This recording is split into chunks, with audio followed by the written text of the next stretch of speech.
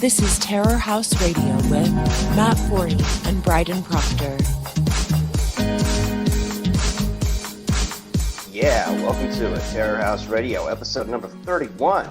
I'm Matt Forney, your charming and loquacious host, and the founder and editor-in-chief of Terror House Press. Joining me, per usual, back from a refreshing vacation in the wilds of the Amazon, my co-host and producer, Bryden Proctor. How you doing, Bryden? I'm fine, I guess. You had some pretty fun adventures over the past few weeks. And since that's by far the most interesting thing we have to talk about, why don't you tell us what you've been doing the past week? Yeah. Tell the audience. So I went to the Tahoe, Reno area, and the thing was, nobody could have known that there was going to be just massive amounts of fires. You know, you got the California fires and all of that shit. Tons of fires. So the whole place was smoky as fuck the whole time. But so it was like descending into hell. Yeah, except like a really nice weathered hell. Like, it wasn't like overly hot or anything like that, but it was just fucking smoky. Like, the air quality was rough the whole time in Reno and Tahoe. I spent most of my time in Tahoe, but a couple days in Reno as well. Reno is it's Nevada, so I assumed it'd be like the desert. Like, what trees are there to burn? There's like smoke that comes in over the mountains and shit like that. That makes sense. That makes sense. Yeah, and then Tahoe is, there's the Tahoe. It's split in California and Nevada, but it was just really smoky everywhere. I mean, apparently just everywhere, the whole thing. Like Carson City, super smoky. All the smoke comes in, and there's like 10 fucking wildfires going on, so it's just coming in from all sides. It was weird. God's punishment, I say, since it all started in California. Well, I think that's more like the punishment of like the state not taking care of the forest there, and then like the federal government leaving it up to the state, and all of that. Like, everybody just throws their fingers back and forth about why California has so many fires. I don't know. It sounds like all governments are probably to blame here in some way or another. But aside from breathing in hellfire fumes wherever you went, I assume you had a good time. Yeah, it was fun. The mask thing was weird. So, like, you had to wear a mask on the flight the whole fucking time. And then, like, you see who is, like, just a fucking psycho little baby about everything. Like, the couple instances that I had trouble with this, because, like, I'm abiding by the rules. It's fine. Those are the fucking rules. I'll just do it. It's a plane. Didn't have any trouble on the plane. That's fine. It is what it is. But, like, the casino things, that's fine. I'll do it. It's just that's what the business wants. And that's sadly, what the governor said that you have to do. So the business has to go by it. Fine. I'm not going to cause any fucking troubles. I'm just here to get drunk with my buddies and, play adult video games. So me and my bud were over at the Hard Rock Cafe in Tahoe, because didn't have to gamble. We'd just get a $1 beer, sit down at the sports book, and have a couple cigars. So we sit there for probably, I don't know, close to an hour and a half. We're not near anybody at all. We're not bothering anybody. Anytime we get up to get a beer, put the mask on, do that. Not bothering anybody at all. It's like dead in there. And then, of course, here comes a woman. Here comes a waitress, like a 40-some-year-old waitress who clearly has no control over what has gone on in her life. And is like, you guys need to wear your masks between puffs. And I'm just like, okay, yeah, whatever. What? I could have paid her $20 to fuck off. I'm sure. I was like, wow, okay, I hope she gets fucking raped. What a bitch. But fine, we were leaving anyway. We had been there the whole time. We were like, fuck it, who gives a shit? Now, the next motherfucking day, like, did not make a scene, just said, oh, sorry about that. And, that was it. We were done anyway. So we were like, let's get out of here. Went back to doing things we were doing. I think it was the next day or the day after that. I can't remember. But we're, again, over at the Hard Rock because we're like, I'm looking for tacky souvenirs to get. And, like, they've got, like, play credits and all of this stuff. So they're like, okay. And my buddy had said this is the worst casino in Tahoe. He doesn't like it. It's a tacky, shitty casino. And anyway, I'm like, okay, let's get our dollar beers. We do that, and I pulled my mask down to take a sip. I'm not even in the downswing of putting my beer back. Like, my elbow is still bent. And this waiter, this fucking 50-year-old waiter, comes up behind me and he's like, you gotta wear your mask between the sips. I go, yeah, I am. I haven't even put my arm down. He goes, I know. And I go, do you? And like, he walks off and I'm like, whatever. And I'm thinking, fuck this guy. So I just turn around and I go and find him. And I go, hey, man, can you throw this beer away for me? Can you throw this beer away for me? And he's like, points to the trash can. I go, yeah, I know, but, can you just do it? And he kind of gets an inkling of what's going on here now. So I hand him my beer, and he throws it away. And I go, that's why you work here, faggot. And, what? Yeah. And I just left. He's like, yeah, don't come back. I go, nope, believe me, I fucking won't. And nobody else hassled me at all. The entire trip, nobody else hassled me. But yeah, no, that one guy, I'm pretty sure I ruined his entire day. His entire fucking day. I feel good about that. But yeah, Hard Rock Cafe, Hard Rock Hotel and Casino, you can go fuck yourselves. And I will never patronize that business ever. I'm thinking of filing some type of complaint. I didn't get the guy's name though. So it's probably, not a good thing. But I like, what's up, busybody? I'm obeying, because, I don't like the mask thing. I think that all this shit's retarded, but I'm obeying the rules. This guy, just for whatever reason, has made so many mistakes in his life that he wasn't even a waiter, I don't think. I don't know what he was. I think he was busboy. Yeah, at a casino in Tahoe. And it's like, you give you just a little bit of power. This is the one time, because they've got to deal with, like, not me, because I'm not a rich guy, but like, they got to deal with like rich people all the time and all that. So finally they have some control over them, and that's how they choose to act and exercise it, is completely fucking ridiculous. But I got him good, made him throw away my beer, and called him a faggot. So feel pretty good about it. It's pretty awesome story. I mean, the way you told it to me, it's like you got kicked out for smoking a cigar. But no, that's pretty cool. And Hard Rock Cafe sucks. Hard Rock Cafe sucks, so no, this is for the best. No, there were two separate incidents. The cigar was a completely separate incident. Oh. Yeah. Well, I don't know. I'm not a fan of Hard Rock Cafe. Then again, the first and last time I ever went to one was when I was like, I think 10 years old, and I was with my family in Niagara Falls. And what's that other restaurant that was Hollywood? The one that was owned by Arnold Schwarzenegger? Planet Hollywood. Yeah, they both suck. Terrible menu selection. They're gimmick restaurants. I'm going through the notes here. What else of what I said to you? What else happened in there? Elevator coronavirus etiquette. No, see, look, fuck you. I told you here I go. I got two stories. One in Reno and one the franchise. Oh, yes, if I was banned from Reno, one or franchise-wide. I'm pretty sure I'm not even banned from the one in Reno. We'll find out. Well, probably not. I'm never going back there. So here's the elevator, coronavirus elevator etiquette. And no place is like, maybe it depends on the size of the elevator. I don't know, but it's either like 4 people per elevator or 2 people or whatever. And half the people don't give a shit. So they'll like try to come in or whatever, and then other people were like, no. Wait. There's a restriction on how many people you can have in an elevator at any given time. Yeah, that's literally everywhere. Why? Because the whole 6 feet apart thing. Where have you been for the last year? I shouldn't be shocked, but those regulations do not exist here. Like, yeah, nobody cares. I tell you about them every day, Matt. Yeah.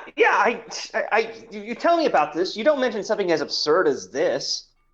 Why would it not be? Why would it not be? It's got to be, everywhere. 6 feet, and half the people don't give a shit, right?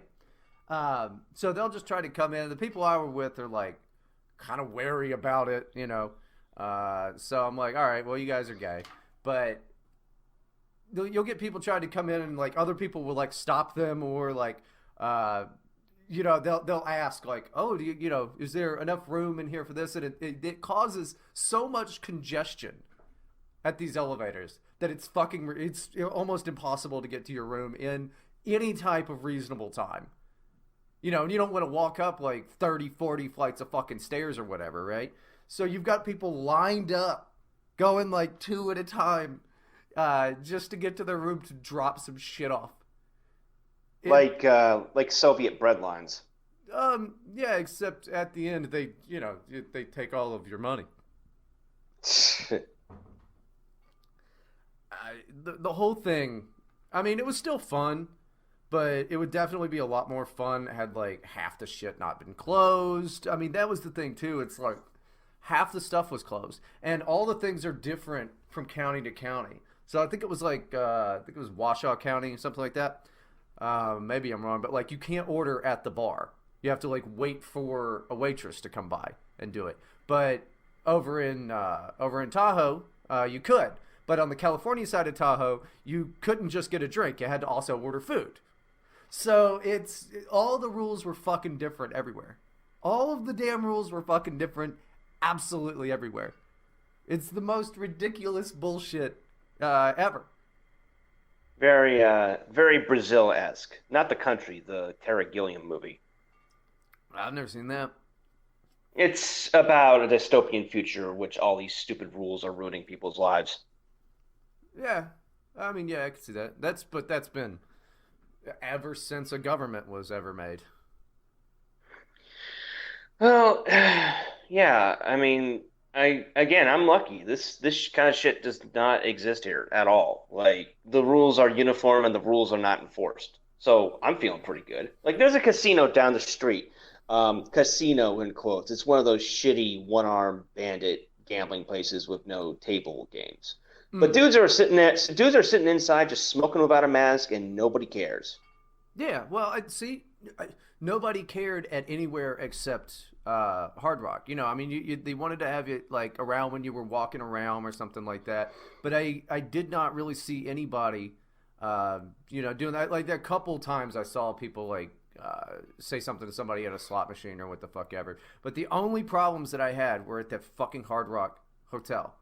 Like, so they must have, maybe they got a fine recently or something.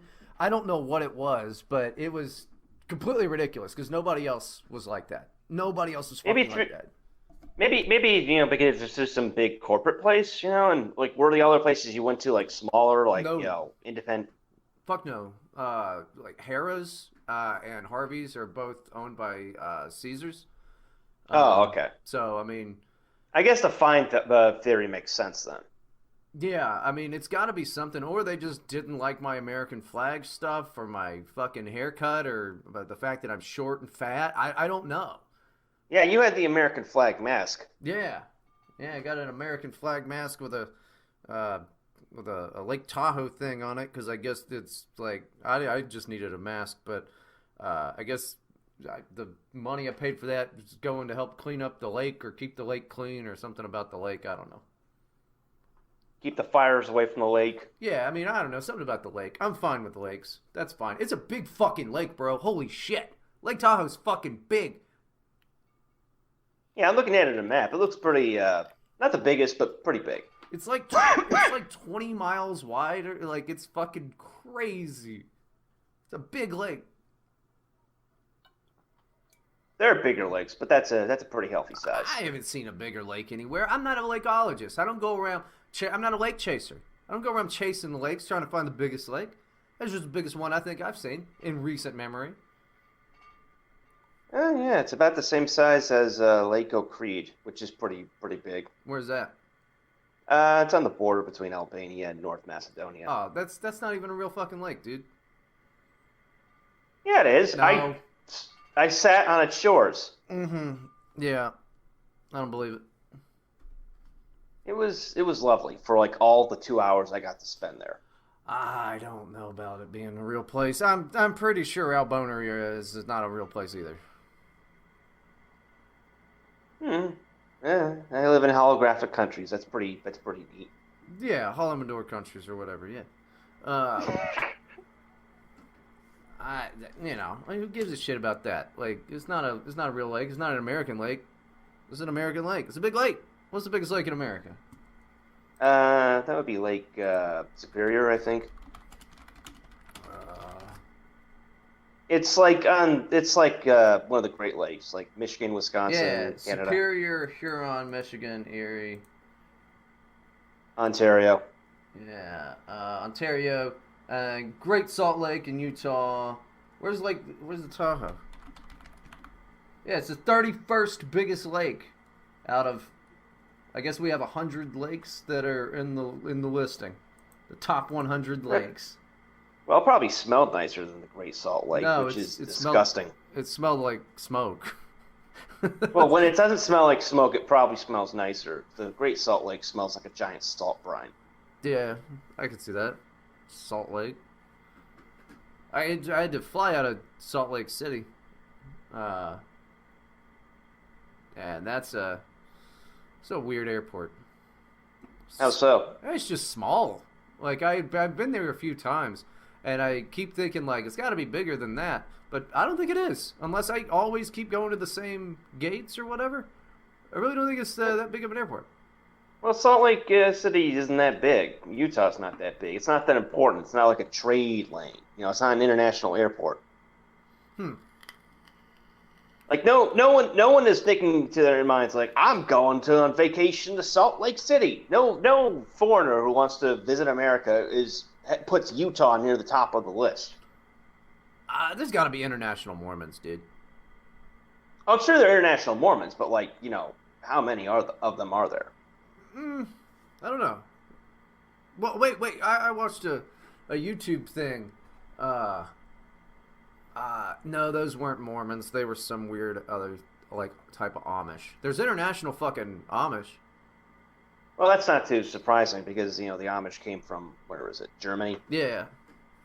Yeah, there's but these guys, they go out into South America and shit and build houses. The Mennonites. Yeah, out in the middle of the jungle and crap. It's weird. Yeah, there's a lot of them. I mean, the most famous one I can think of is Ingrid Rimland, who was the wife of the Holocaust revisionist Ernst Zundel. I've never heard of Ingrid Grimland. Grimland, she's not that important. She and her husband died recently. She was more famous because I think she wrote a book. She was born in Ukraine, in a Mennonite community in Ukraine. Then they all picked up and moved to Paraguay after the Soviets took over. And for the longest time, she claimed that she thought that Joseph Mengele was a doctor in her community. She was never able to prove this, but she wrote an entire book searching for Joseph Mengele. Huh. Well, I wouldn't want to go to him. I don't think. Yeah. And Zundel was famous because he lived in Canada for the longest time, and he was he had a mainstream career talking about discrimination against people of German descent. But he also had a publishing business on the side where he wrote pamphlets such as "The Hitler We Loved and Why." He under a pseudonym. But the idiot got caught in the 70s because he used a pseudonym, but the pseudonym was his middle name. So all it took was one reporter from some rag in Toronto to figure it out. Then he got this is funny. He got arrested in Canada because the Holocaust denial pamphlet he was putting out. He literally got prosecuted for publishing fake news. That was a crime in Canada. They convicted him, and then they vacated his conviction because the Supreme Court declared it was unconstitutional. Huh. Yeah, I missed that. Then he moved to the U.S. He got arrested for overstaying his visa. He got deported back to Canada. They arrested him again for inciting hatred or some nonsense. They deported him to Germany, where Germany put him on trial for inciting hatred, and they put him in prison for a few years, and then he, I think, got released 5 years ago, and then he died a couple years back. That'll happen. Old people die. Yeah, Yeah. it was amusing because all this wacky journey he went through. He died a free man. He died a free man. Him and his wife Ingrid Rimland. She later moved to the U.S. and became a U.S. citizen. Um, they had to meet twice a year, I think, in Central America because he couldn't go back to the U.S. because he was banned after overstaying his visa, and she couldn't go to Europe because she would be arrested for a Holocaust denial. So they would go to, I think, Panama or something. Yeah, I wouldn't say that's like a wacky life. I would say that that's a really shitty life that sucks. Oh, it's shitty, yeah, but it's also wacky and kind of funny.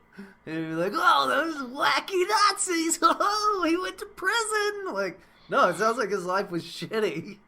And all he got to do was just like write a bunch of dumb bullshit. Oh, that sounds bad. Well, he was apparently such an obnoxious like pamphleteer. Like he would just print off his pro-Hitler pamphlets and just mail them to all the members of the Canadian Parliament. Enough so that the post office revoked his mailing privileges. So he just started mailing them from a post office box in New York. He would also send like tons of stuff to like the West German parliaments, and I think he later got prosecuted for that. He was a real spurg, that guy. Sounds like it. Sounds like he, I don't know, a man on a mission. He wanted to do something. How did the post office not know then? They were like, they weren't like, hey, look at this guy mailing shit to Parliament all the time. Nobody looked into it. Shit. They like I said, they revoked the Canadian post office revoked his privileges. The U.S. post office didn't give a shit. Yeah. But it's like, if it's such a big thing that they're going to arrest him for fake news or what the fuck ever, like, why didn't the Canadian post office? Like, the post office here just arrested Steve Bannon. Well, that's different. Steve Bannon was engaged in a Ponzi scheme. Yeah, well, I think it was just, not a Ponzi scheme. I think it was just like a normal fraud. Because Ponzi scheme is where you, like, so you get a bunch of investors and then you give back money. And the more investors you get, you give back money to the initial investors so that they keep giving you money. And they're like, whoa, this guy's super good. You better go give all your money to Ponzi or Bernie Madoff. It's not a Ponzi scheme. It's just a regular scheme. But okay, I want to like strut and feel vindication. I remember when Bannon's going to prison because of that whole "We Build the Wall" scheme. When that was being circulated a couple years back, I said it. I said it. I'm on the record of saying it. Don't give a penny to these people. It's not going to build the wall. You're just going to get scammed. Oh, and look what happened. All the ringleaders of that shit are going to prison for wire fraud. Nah, I doubt it. I mean, it is a scam, and I thought it was dumb when it happened, but nah, I bet they don't go to prison. Bannon will be fine. No, they're going to prison. I got a tweet thread here. Let me see if I can find it. I really doubt Steve Bannon goes to prison, dude. You really doubt that in an era in which we've seen all of Trump's associates and former associates go to prison, that he's not going to prison? No, I don't believe he's going to prison. Why not? How do you figure he's going to slip out of this one? Because he's Steve fucking Bannon. So? He's a sneaky snake, dude. He's not that smart. I'm telling you, Bannon will get away with it, or he won't end up, rotting away in some cell somewhere. I really doubt it. He'll get out of it somehow.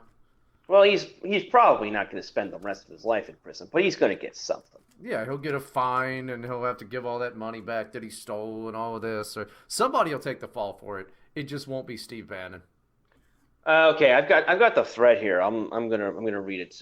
This is from some guy called Drawn Strike. Go ahead and ask me if I'm shocked. Sloppy Steve Bannon just got indicted for being a primary player in a massive fraud scheme to build MAGA donors out of hundreds of thousands of dollars. And there's some links here. Trump was saying that this "We Build the Wall" was stupid. A year ago, that these people raised $20 million. $25 million. 25 million, yeah. A lot of problems are cleared up with people just research the person they are about to give their money to. Colfage had a spotted past. He's talking about Brian Colfage, who was one of the other ringleaders of this group. He ran several sites promising to raise money for veterans programs where the money never somehow made it to the hospitals. I'm not going to talk about the dirty, rotten secret of conservative ink, by which I don't mean the never Trump wing. I also mean people like Bannon and Colfage. There's a gentleman's agreement that you do not call out grifters, since we're all the same size and our cause is so important. When you see your stumble over evidence of a prominent conservative running a scheme, keep your mouth shut. Bannon was tossed ass first out of the White House by Trump for several reasons. I would not be surprised if Trump learned that not only was Bannon spreading smear stories about Jared and Ivanka, he was also running scams using his White House access. And by the way, those of you already tweeting at me, Bannon is rich, no way he'd be involved in a grift. What are you, 12 years old? Do you think it's about the money that rich grifters don't exist? I'm touched by how naive you are. Here's another tweet from Dana Loach talking about Bannon being a scammer. Yeah, but that's not fucking news. Like, Steve Bannon, the fucking snake that he is, like, oh yeah, he's running a con. Yeah, no fucking shit he is. Like, duh. But I'm just saying, I'll bet he's gonna get away with it. He's gonna owe some money to people and be under some supervision and all of that. But like, he's not gonna go get fucked in the butt, dude. Let me finish the tweet, Fred. The fake vendor trick is just one of the ways conservative grifters manage to hide their under-the-table payments to themselves. They don't want anyone to know about, and it's reported Bannon stole over $1 million for himself this way. There was a prominent MAGA PAC that was using the fake vendor trick to pay its officers thousands of dollars under the table. I helped expose that when it turned out the fake vendor they were using was a convicted felon running shell companies. When you read things out loud, you should usually make it so that I can understand what the hell you're saying. And slow it down, Speedy Gonzalez. You're not trying to get over the border. You're trying to tell me what the thing says. Okay. Let me lower my level of discourse so that someone like you can get it. No, I'm saying read it slow. I'm reading it. Ooga booga. No. Ooga booga. Steve Bannon steals. Ooga booga. No, that's not even. You see, you can't listen either. Is the thing. I'm saying slow down your reading speed. Okay. Jesus, Matthew. Okay, there are pages from the indictment here. Reading the indictment, it looks like Colfage got only so far along and then was facing having the donor account closed and watching all the millions collected so far ending up being refunded. So he brought in professionals, Bannon and Battolato. This right here details how Bannon, Colfage, Battolato, and Shea pulled this epic bait and switch. Beginning on or around January 11, 2019, and consistent with the assurances provided to the crowdfunding website, We Build the Wall announced that it had changed its mission to the private construction of a wall and that donors needed to opt in to having their donation transferred to We Build the Wall for this purpose. In essence, under We Build the Wall's agreement with the crowdfunding website, Brian Colfage, Stephen Bannon, and Andrew Battolato, the defendants had to effectively re-raise the approximately $20 million they had already raised from donors by convincing them to opt in and thereby permit their donations to be transferred to We Build the Wall. Yep. $25 million. If convicted, they're going away for a long time. There's another page for the indictment. Oh, man, they got it all. They have the paperwork from the front companies, the fake vendor billings, the emails, the text messages. The text messages are especially damning. They will be produced in court. Yeah, probably are. Let me look at the page of this indictment. Bannon made clear in a text message to Battolato that there would be no deals I don't approve and directed that Colfage be paid indirectly through Nonprofit One in an attempt to conceal the payments from the public, notwithstanding the fact that Colfage did no work for Nonprofit One and the payments from Nonprofit One to Colfage would be funded by We Build the Wall. Consistent with that scheme, on or around February 11, 2019, Stephen Bannon and Andrew Battolato, the defendants, caused Nonprofit One to pay Brian Colfage, the defendant, $100,000 in funds from We Build the Wall. Text messages exchanged between Bannon and Battolato and others confirmed the payment was intended as a salary for Colfage and that the payment would be funded by We Build the Wall. In particular, in the days prior to the payment, Bannon directed Battolato in a text message to send a wire of cash to Nonprofit One from We Build the Wall, and shortly thereafter, Nonprofit One's bank account received a $25,000 wire from We Build the Wall. No more than a week later, that same bank account was used to make a $100,000 wire transfer to Colfage. In each of the following 2 months, Bannon again paid Colfage each time a $20,000 monthly salary payment consistent with the secret deal Bannon had approved, as described above, using funds that had been wired into Nonprofit One's bank account from We Build the Wall shortly before the payment to Colfage. Yeah, people do that all the time. They're just gonna say something something salary something something. They're gonna get a fine. It's the whole thing. And I hope they get away with it. Because if you were dumb enough to donate to that fucking bullshit, like what else is GoFundMe? What else are GoFundMe's for other than scams? It's nah. I'll bet it ends up not being this huge fucking deal. That's not the way the media will see it, but I don't think anybody's gonna go away for 20 years or whatever. I seriously doubt it because nothing ever happens to these people like that. It's literally something every fucking asshole like that does. Trust me, they're going to find some way to throw a book at these people. I mean, if they're going, they go after Roger Stone, they go after that other guy, Papadopoulos. Okay, Papadopoulos spent one day. Roger Stone, he's out. He's a free man. It's Roger Stone had his sentence commuted. Right. That's not going to happen to Bannon. Yeah, they're not. I don't know. You're always so negative with this type of stuff, and maybe I'm being cynical and negative about the whole thing. But nothing's gonna fucking happen to these assholes. They're gonna forget about it. Bannon will get out of it in some fucking way. He's too rich. He will get out of it in some way. Now somebody else there is probably going down. I mean, definitely. Like maybe that crippled veteran guy might be going down. But Colfage will definitely go down. Is that the guy? Is he the veteran guy? I don't know if he's a veteran, but he was like the point man involved in all this shit. Yeah, so he's probably fucked. But, Bannon's way too slimy to actually go down, especially for something this fucking dumb. Well, the thing is, but Bannon is not that smart. I mean, he's got this image of being like the smooth operator. He's not that smart. He's rich. The evidence of him not being that smart is that he sailed into New York on the day of the indictment in a yacht. Like that's kind of a according to baller according to the indictment, they've been financial investigators have been looking into this shit since October of last year. Like if Bannon had any sense about him, he would never return to the U.S. Like he's got these rich Taiwanese benefactors. There's that new goofy federal state of China project he's working on. Yeah. He could have just moved to Taiwan. His benefactors would have put him up in a mansion, and it would be impossible to extradite him. Well, Matt, not everybody wants to flee the country like you do. I'm telling you, he's too rich. He's nothing. If you're under a serious criminal indictment, you probably should flee the country if you have the means. No, he's gonna come back. He's gonna he gets arrested on the yacht thing, which I guess was owned by some like Chinese billionaire. The guy he's working with on the new federal state of China, which is it's fucking hilarious to see how far the guy has fallen in like 4 years. He went from running Breitbart and being like this super influential guy. Then he got kicked out of the White House for leaking to the media. Then he wrote that spiteful book and fucked up the Alabama Senate race.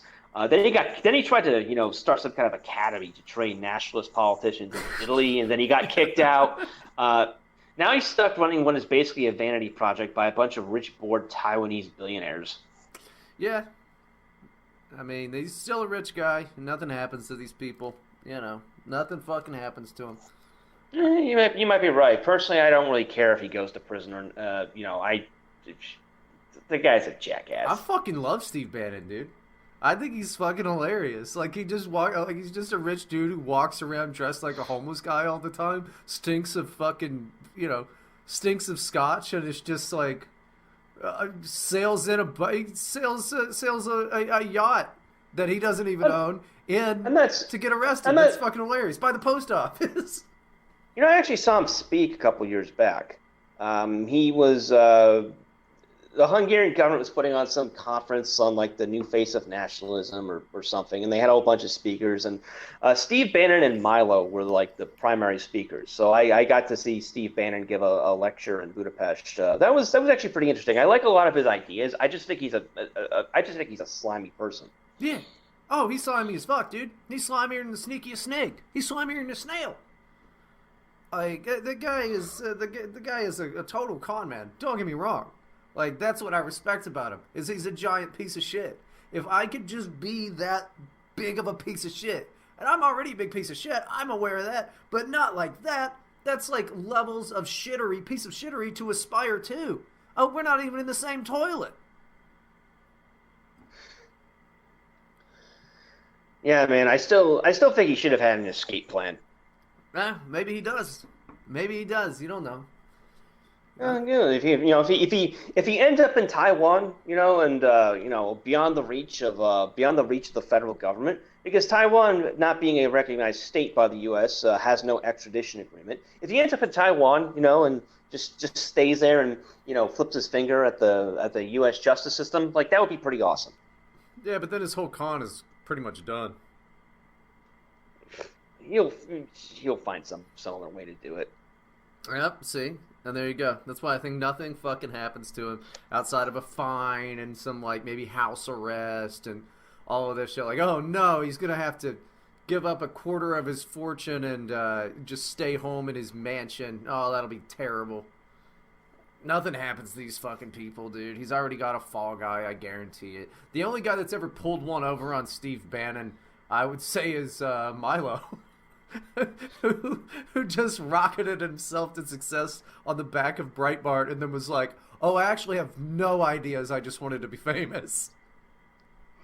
He kind of, he met the bigger con man. Well, actually, no, because Bannon is still rich and Milo is broke as shit. Yeah. Yeah, well, I mean, spending habits are kind of an issue.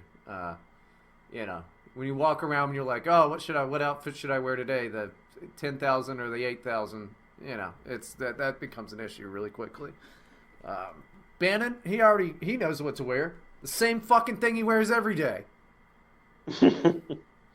Yeah, and also Bannon is still kind of famous, whereas Milo really isn't. He was on Legion of Skanks recently. It's impressive, but he's not like at the level of fame he was 4 years ago. Yeah, I know that was kind of a joke. He was on Legion of Skanks recently.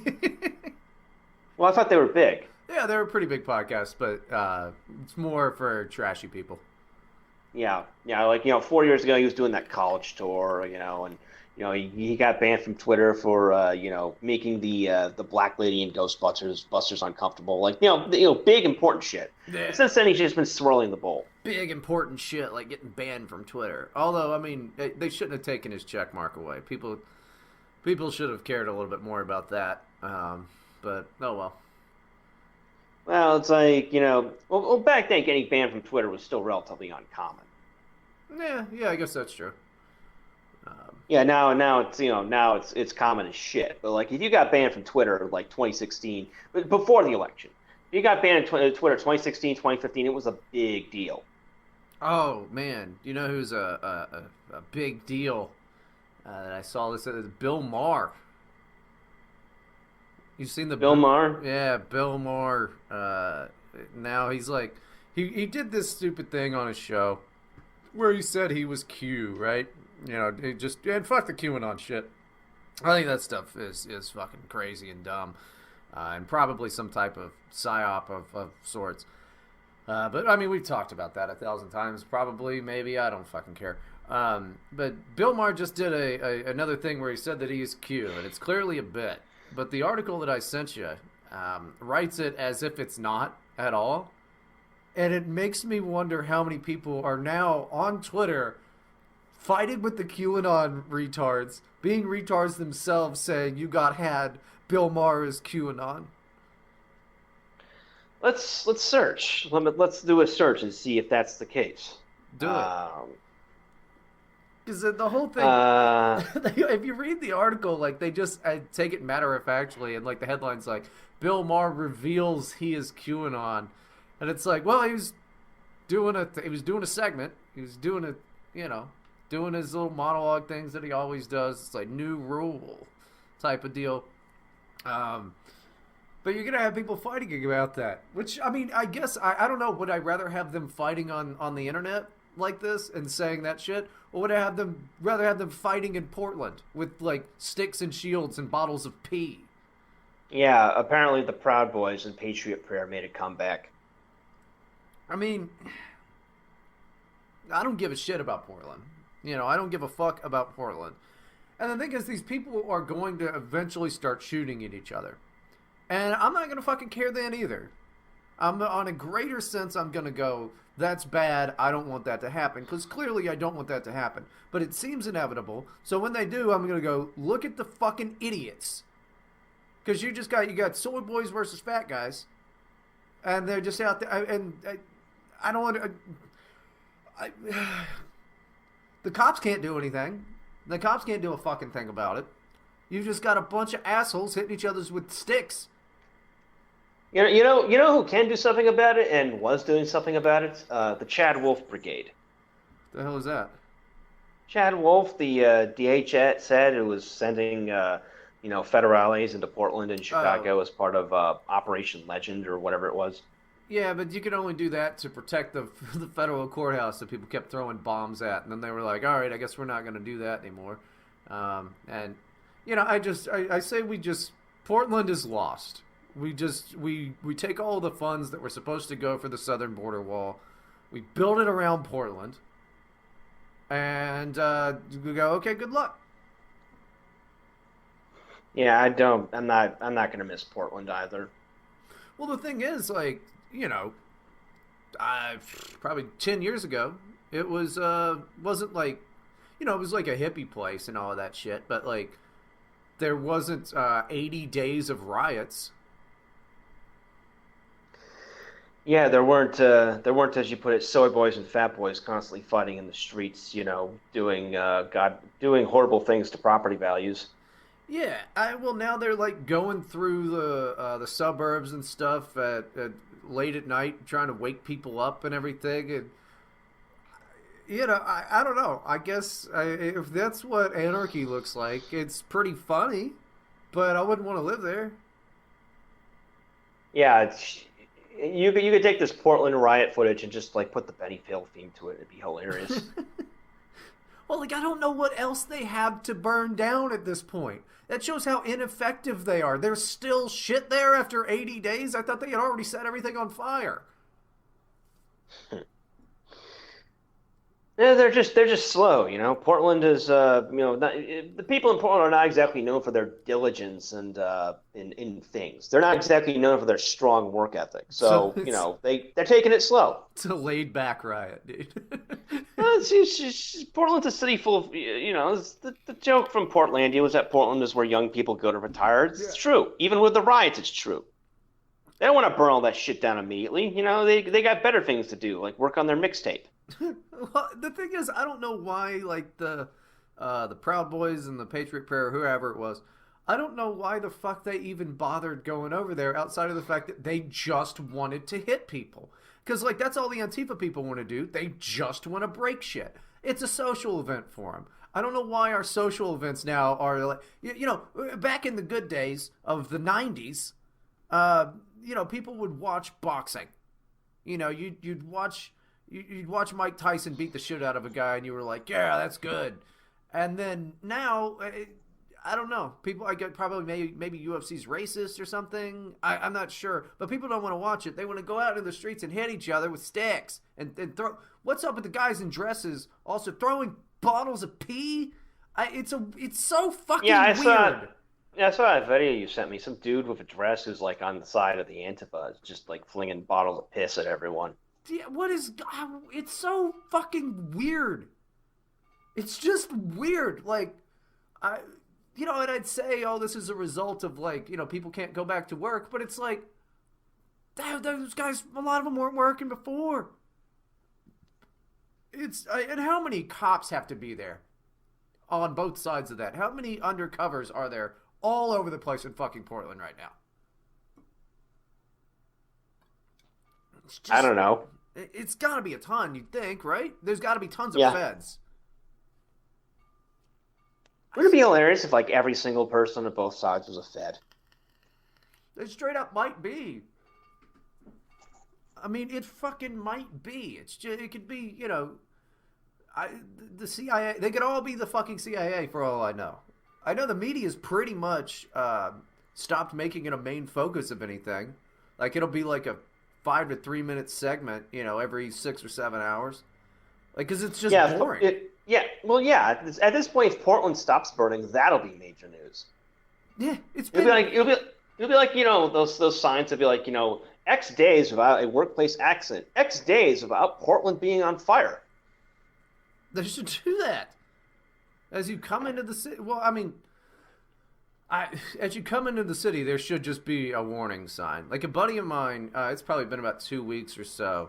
Him and his girlfriend drove through Portland, and he was like, "Yeah, it's rough. Like shit's just broken all over the place." They did it to themselves, Speaking of which, you suggested a border wall with border wall news. Did you know the U.S. is building a border wall with Canada right now? No, that's good. Well, it's more of a fence, but yeah, here's the story. This is from the Star. The U.S. is building a wall or fence to separate itself from Canada. They've become a symbol of love in the time of coronavirus, but the Canadian-American couples who spent months stealing down to a stretch of the BC-Washington border may have to get used to seeing their loved ones through a fence. Zero Avenue, a flat, straight road that runs parallel to the border on the Canadian side, is known as a haven for smugglers. The road on the American side is called Boundary Road, and the two are separated only by patches of grass. Until now, the U.S. Border Patrol, Blaine Sector, has decided the stretch of border, which stretches between the Pacific Ocean and the city of Abbotsford to the north, has gone barrier-free long enough. They're building a fence. This project addresses binational safety concerns related to a vulnerable section of the border located between Boundary Road in the U.S. and Zero Avenue in Canada, reads a statement from U.S. Customs and Border Protection spokesperson Jason Givens. This barrier is designed to prevent vehicles from either accidentally or purposefully crossing the boundary and endangering the citizens in both countries. Wait, accidentally? What? so some guy runs off the road in the winter and he ends up in Canada, and that's endangering the fucking welfare and safety of people? Well, I mean, I'll bet it would be pretty inconvenient because then you have to like come back. What if you like don't have your passport or whatever on you? You don't have your ID or some weird shit. Well, in an ideal world, they just let you just go back onto the fucking road. Whoa! In an ideal world, we'd have open borders into America. If it's some fucking guy who crashed his car. No. I say if you accidentally drive into Canada, you have to live there now. I'm not having it. Well, there was actually a scam to that regard a few years ago. Well, it might still be going on, actually. Maybe coronavirus put a damper on it. But when Trump got elected, he immediately capped all the refugee numbers. And there were a bunch of Haitians who were, waiting to get, green cards in the U.S. And, after finding out that they weren't going to get them, they decided to go to Canada. Well, the problem with this is that they can't legally go to Canada and get, green card, citizenship, whatever they have up there, because the U.S. and Canada have a joint agreement on refugees that you're supposed to go to the first safe country. So if you're already in the U.S., which is a safe country, and you can't go to Canada and then try to, shop around to get refugee status there. So what they did, there's a stretch of the border in upstate New York, actually not too far away from where I went to college, where the border is basically nothing but this empty creek. So what these Haitians did was that they would just take a taxi up to this little stretch of border, and then they would jump and illegally cross into Canada, and then, illegally crossing into Canada, they'd, get collared and, put in housing, and then they could apply for refugee status that way. There were literally, you can find this on YouTube. There are videos of, people coming up to this, it's a roundabout in, upstate New York. The Canadian border is just separated by a ditch, and the Canadians had people there, and they were warning Haitians that you may not cross. They were warning the Haitians, you may not cross the border here. If you cross the border, it is a crime. And the Haitians would just ignore them and jump right across, and they'd immediately get arrested. And then they apparently are going to get citizenship now. That's fucking retarded. I don't know. Maybe the Canadian. I really doubt the Canadian government clamped down on it. But that was a thing in 2017. I knew that they had an issue with the whole refugee thing over there too. I didn't know that they were. I don't know. Maybe these guys are smarter than I give them credit for. I wouldn't think of that. I'd just be bored. I'd be like, oh no, I'm in a different place. Well, Canada gives them free food, free housing, free everything. So pretty good deal for them. Yeah, and they don't have to worry about the shame of being Canadian because it beats being Syrian. Now these weren't Syrians; they were Haitians. Oh, yeah. Well, you No, don't want to be Haitian. no, the Canadians take in Haitian Syrians all the time. But these were Haitians who were trying to get U.S. citizenship. Haitians are yeah.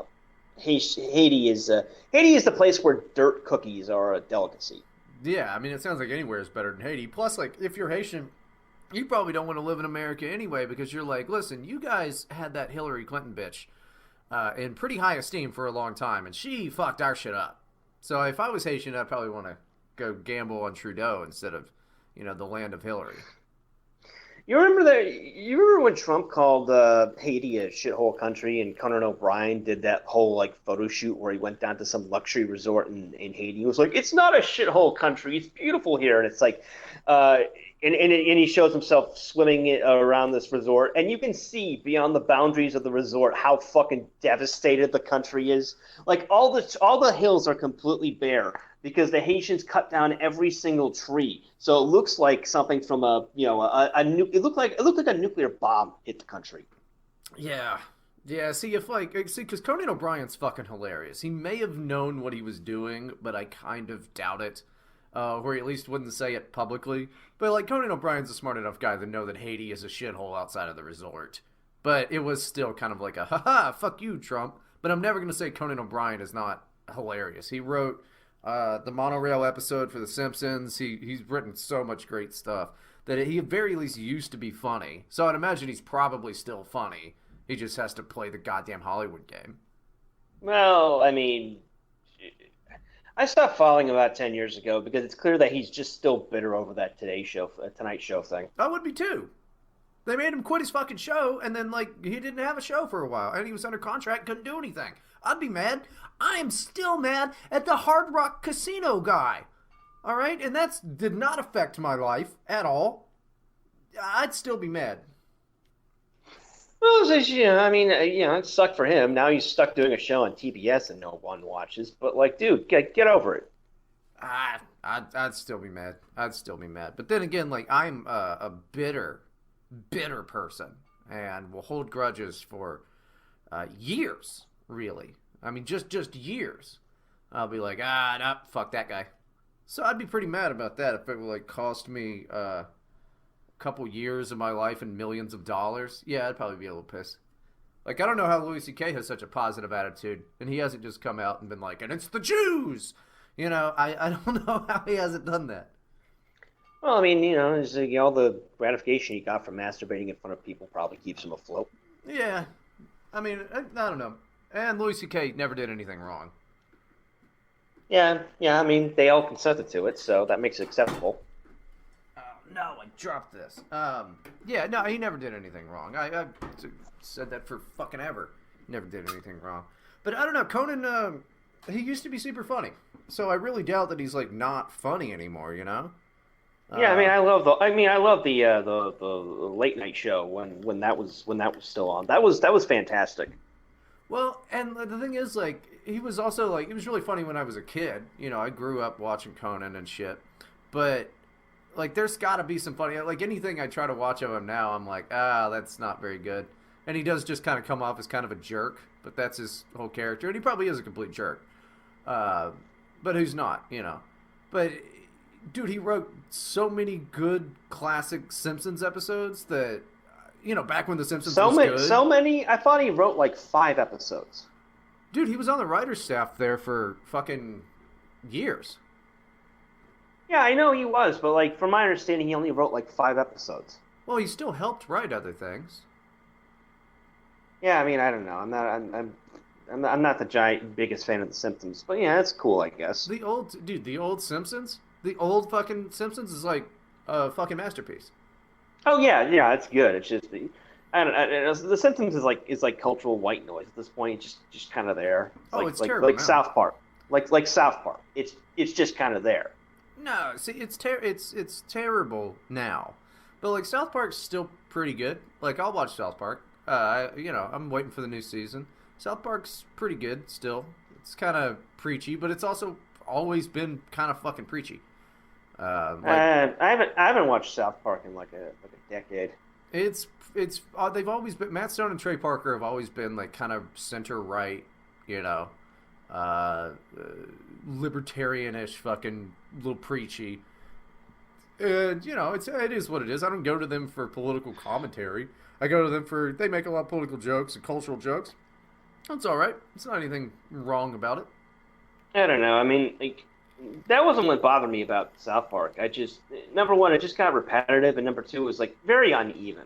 Like you get like a case where like they'd be on fire with like one episode, and then like the next two or three would just be absolute shit. Yeah. Well, the problem is like a few seasons ago they started doing like a season-long story arc instead of just one shots on everything. And it's probably because the show's been on for fucking, like 25 years, something like that. So they're probably got kind of bored and wanted to branch out.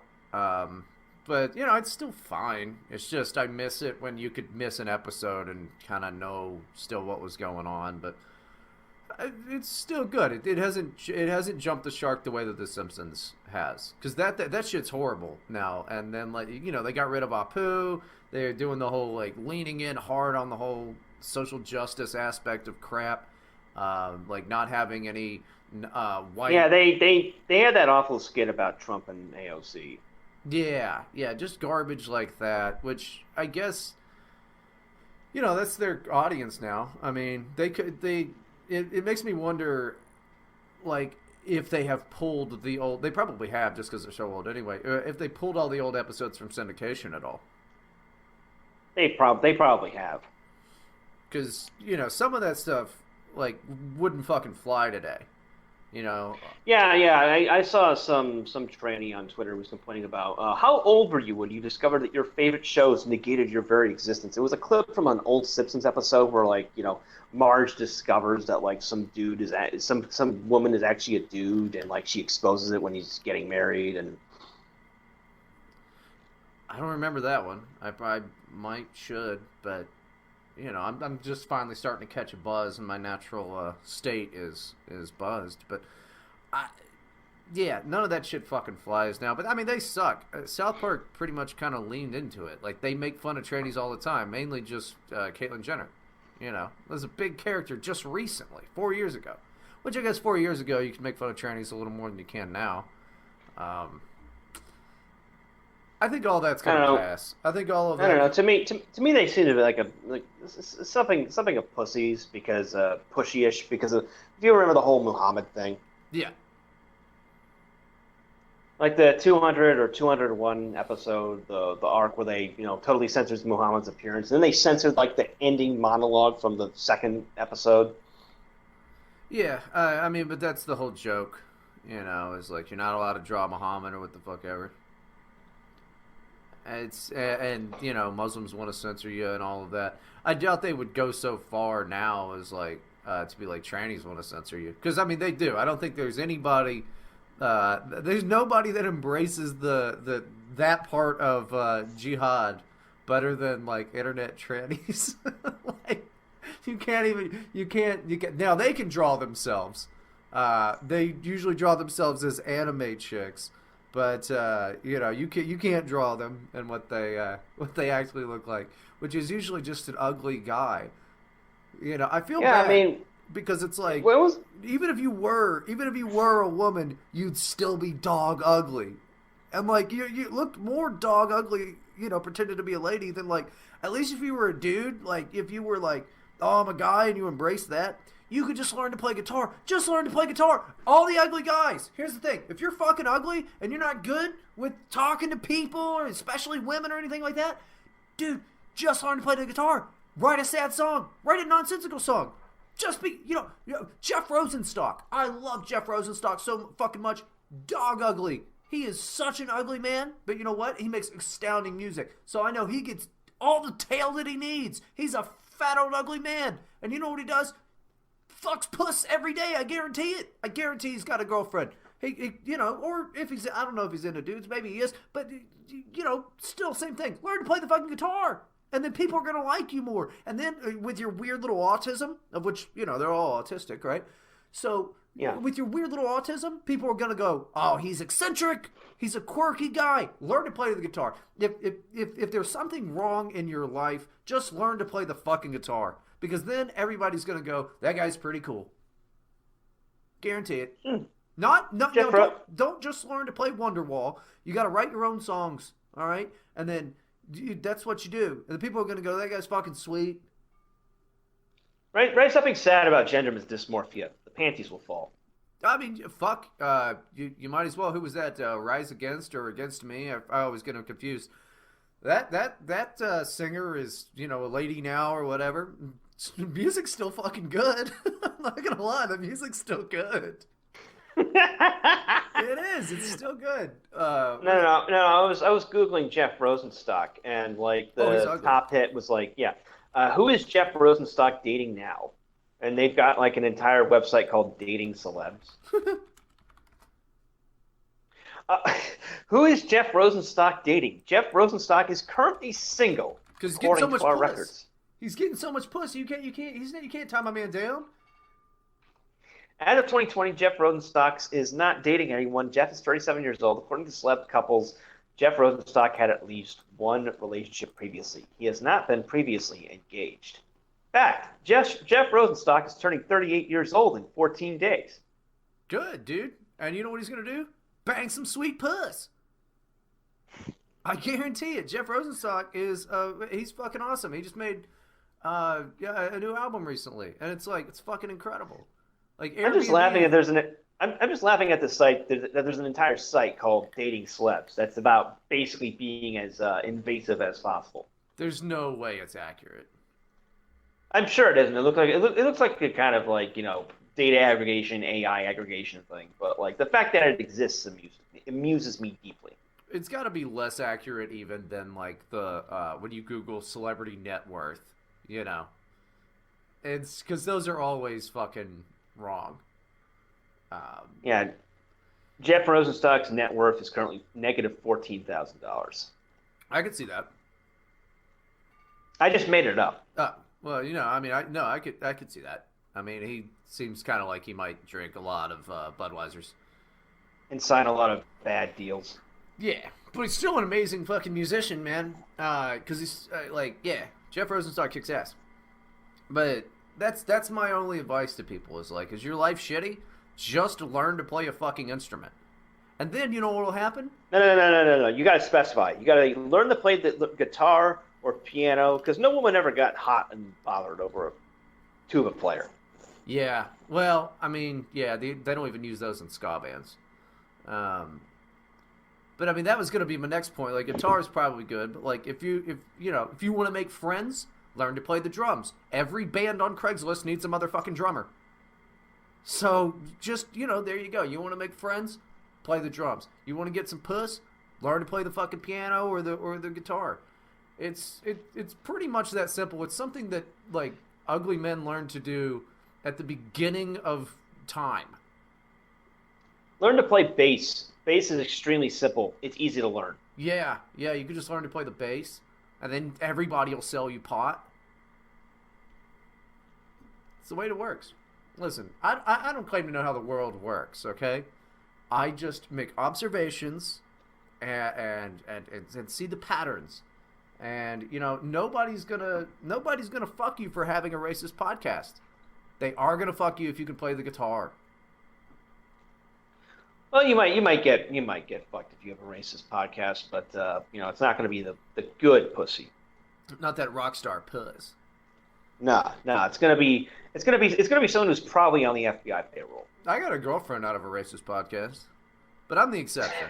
Way to undermine your own point there, Bryden. Yeah, I mean, well, what I'm really saying, it was a humble brag, which is, I am exceptional. All right, you can't be like me, but you can be close to as good as me if you just learn to play the guitar. Yeah. Also, starting a literary publisher also is a good idea. If you want puss. If you want dudes. If you want dudes to email you pictures of their wieners, start Terror House. Nah. Are you looking for pictures of dudes' wieners? Start a literary mag. No, you get I've gotten pictures of tits. The only thing more packed to the brim with dudes' wieners than Matt's butthole is his inbox. Which, ironically enough, is what he calls his butthole. The Terror House inbox. Okay, that was good.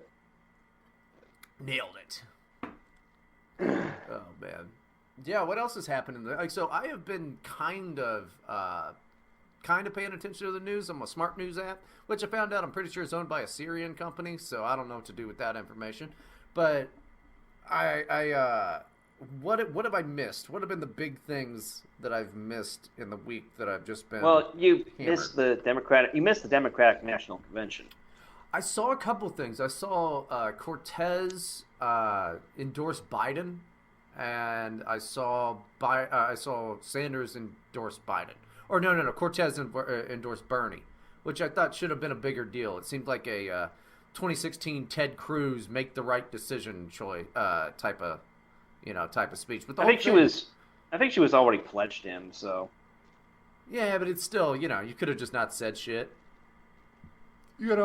I mean, it seemed like it should have been a bigger deal. But apparently, did you see Biden's speech? Everybody says it was good, but I did not see that. I saw a lot of the other stuff. I saw that extremely awkward comedy routine with Andrew Yang and Julia Louis-Dreyfus, and I saw that fucking bizarre musical number by Childish Gambino or whoever. I didn't even hear about that.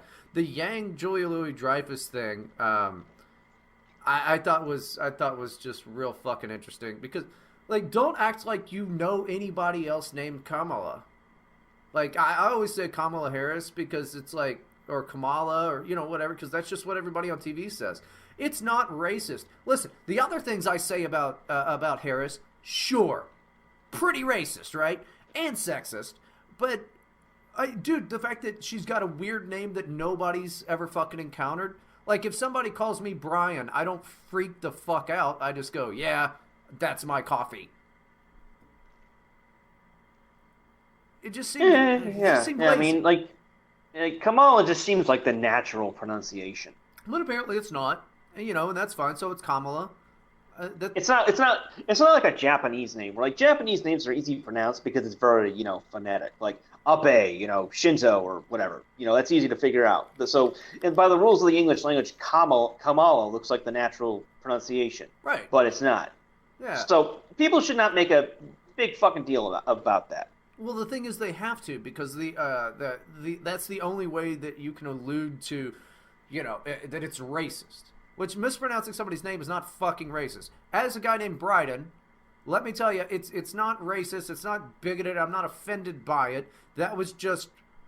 I even stopped correcting people after a while. It's like, who gives a shit? They're talking to me or about me, that's fine. Brian, Braden, Brandon, any of that. Any B thing, I'm like, they're probably, that's fine, they're probably talking to me. But that you get that's what they're trying to allude to, right? Is like, yeah, that it's fucking racist, because it's been a thing among like the black activist crowd for a while. That's like, stop mispronouncing our names, and it's like that's mispronunciation is not fucking racist. Now I'll tell you what is kind of racist, and if this is true, I think is bad.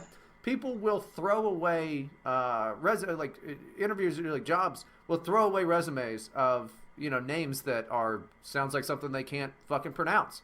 That affects me too. I don't know how racist this is. I just think that it's like lazy more than anything. But it might be racist. You don't want to have to work with. You don't want. Fuck. Just call yourself Bob or Pop. It's usually not people whose names are like ding dong boop boo who get thrown away. It's usually someone with a name like Shaquisha or something. Yeah, I mean, but if all of her stuff lines up, give her an interview. That's fine. Now, if she shows up and she's like, Shaquisha here, y'all, you're probably not going to get the job. Unless the job is for a plant at a movie theater for an ad that is actually racist and about the very true stereotype that black women talk a lot in movies. I would love to see that commercial. How great would that be? That shit's bad. It's gotta end. How great would that be if it's like AMC Theaters is reopening our doors to you? Shaquisha, yeah, y'all.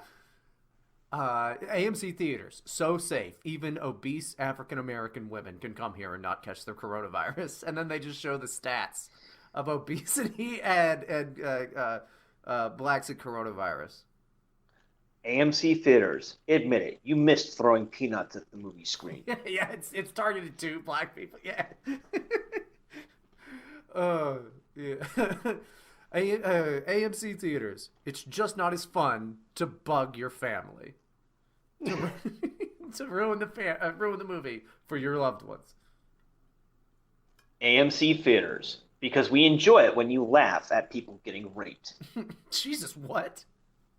Oh, that was something that happened to me a while back. You remember the movie Black Snake Moan with yeah. I saw that in the theater like when it came out like 2007, and it was like I was the only white person there for some reason. Like one of like 2 or 3 white people. It was mostly black people, and every time there was like some dramatic scene of that was supposed to be horrifying, like the black people would just laugh and clap and cheer. Like the part where like the main character's beating up her mother with a shovel, they laughed at that. They laughed at her getting beaten up and left on the side of the road. They thought it was a laugh riot. It wasn't supposed to be. Black Snake Moan is one of my favorite comedy movies. It wasn't supposed to be. Like I'm not a huge fan of it. It was okay. Oh, it was hilarious, dude. Bill Murray wrote that, right? I think. Yeah, I'm pretty sure. Oh, now I'm sad. Bill Murray. I mean, it was. Well, having Samuel Jackson in it, like he was the standout. Like he's playing like the super religious black guy who decides he's gonna get this fucked up white bitch back to normal. He's gonna learn her. Yeah. Yeah, I have actually never seen that fucking movie. I've just seen clips of it and I thought it was funny. Yeah, it's not like there are comedic aspects to it, but it's supposed to be like a drama. It's like the point is that you're not supposed to be laughing uproariously. Maybe you tee-hee a little, but like these people were acting like it was they were acting like it was a Medea goes to jail type thing. Yeah. No, I'm with them. I think that it's hilarious. But, whatever. You know what I saw on the plane? Which, by the way, I think this is fucking wild. At least Delta, I don't know. All has screens in the back, and all the movies are free and shit. Mm-hmm. Has it been that way for a long time? I don't fly that often. I think they only do that on like long haul flights because like I used to spend a lot of time on planes, and the only time I can recall getting a free movie on the plane was when I flew from Chicago to LA once, and I think they played like Spider-Man 3 or something. Oh no, dude! I got to choose my own movie. Like I just plugged the headphones in. Everything was free. Oh damn! They've really upped their game. Yeah. Because they didn't even have that. Like back, like 5-6 years ago, the only way you would ever get one of those is if you were on an international flight. Yeah. See, that's what I thought. Because like I think the last time before this that I was on a plane was like from here to Florida in like 2017, something like that. I forget who I flew, but the only other time I had that was on Virgin, and I think they're defunct now. But yeah, this was badass, dude. I watched Doctor Sleep, which is actually a really fucking good movie. It's a sequel to The Shining. Mm-hmm.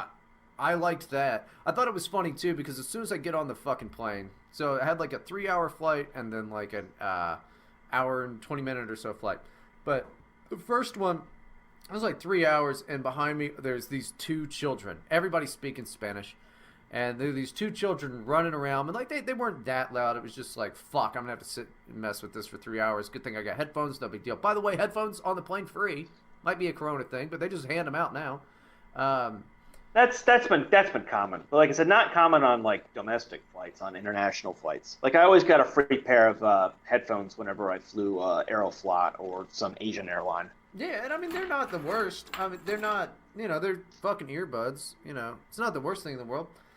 But behind me, there's these kids, and like, I'm sitting there, we're waiting for the thing to go, and one of them just reaches through the slots in the seats and pokes me in the arm, and I just look at him, doesn't even smile, just dead eye, just looks at me, and then runs down the little, like, not the aisle, but like between the seats, and it's like, oh, this is gonna be a fucking ordeal. So I'm like, all right, what do they got? Comedy? Not a lot that I really want to do. Because they had TV shows, too. Like, I watched some episodes of Bob's Burgers and shit. But I'm like, all right, fine, this is going on. And I thought, all right, I'm going to watch this horror movie. Because if that little shit is going to sit behind me, and do this whole thing, I'm going to turn on a horror movie. And I didn't know anything about this, which...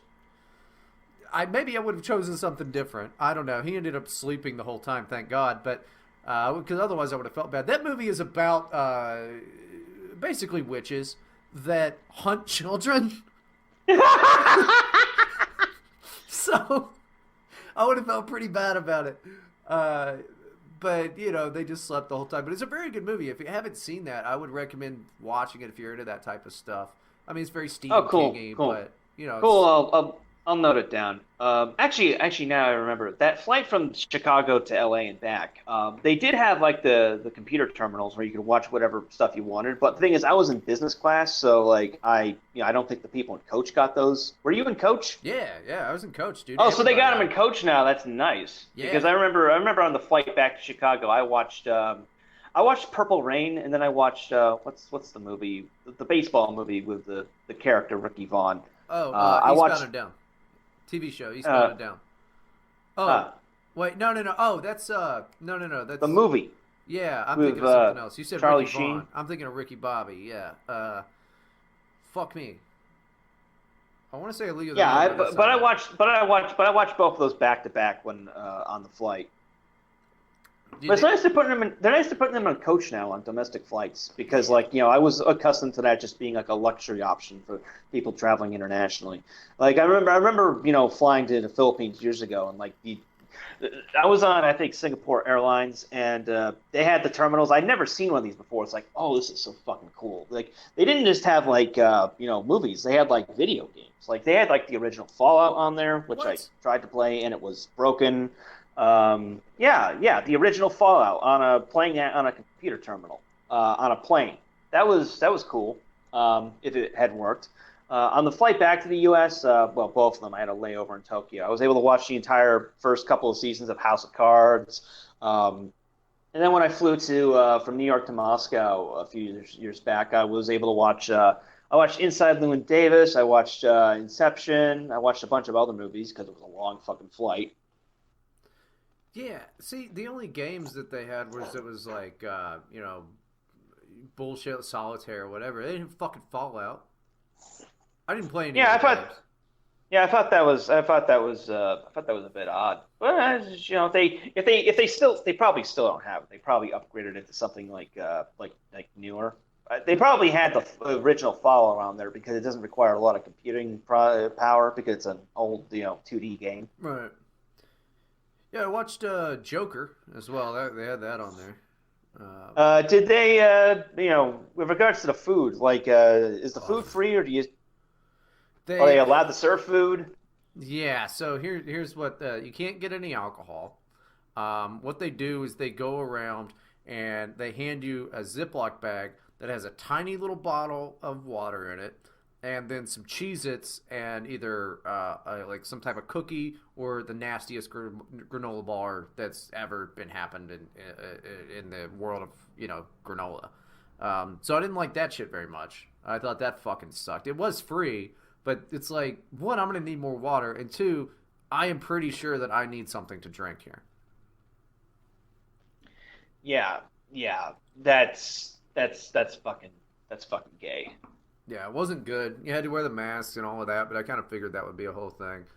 One thing that I thought was different and odd was like, like there's always airport announcements anyway, and like it's come and check out the spa, gate whatever. This fucking, I hate to use the word Orwellian, but it really was. Everywhere I went the whole time, all I heard, and you can hear this at like Walmart and grocery stores and shit too, but it was like, for we care about your safety and protection. Please wear your mask over your mouth and nose, and if you forget, one of our attendants will gently remind you. And remember, we are smiling underneath our masks. And it's like, what the fuck? Oh yeah, they're like, we're still smiling underneath our masks, But one thing I thought was extremely odd was how, like, there used to be, you'd go to a hotel, you'd go to a casino, something like that. Everywhere was, we care about your comfort. And then now it's, we care about your protection. And it's like, dude, I don't care if the government cares about my fucking protection. The last thing I care about is a fucking business trying to care about my fucking health and protection. Fuck you. Fly the plane, asshole. They don't do, and in the hotels, they don't do, unless you're like super premium tier class or whatever, then you can get the turn down service, I'm pretty sure. But like, you have to request free, clean towels. They will not clean your fucking room, while you're out during the day. Yeah. Oh, and the one place we were at, in Tahoe, they took all the refrigerators out of there. No refrigerators. What? No refrigerators, no microwaves. Why? Corona.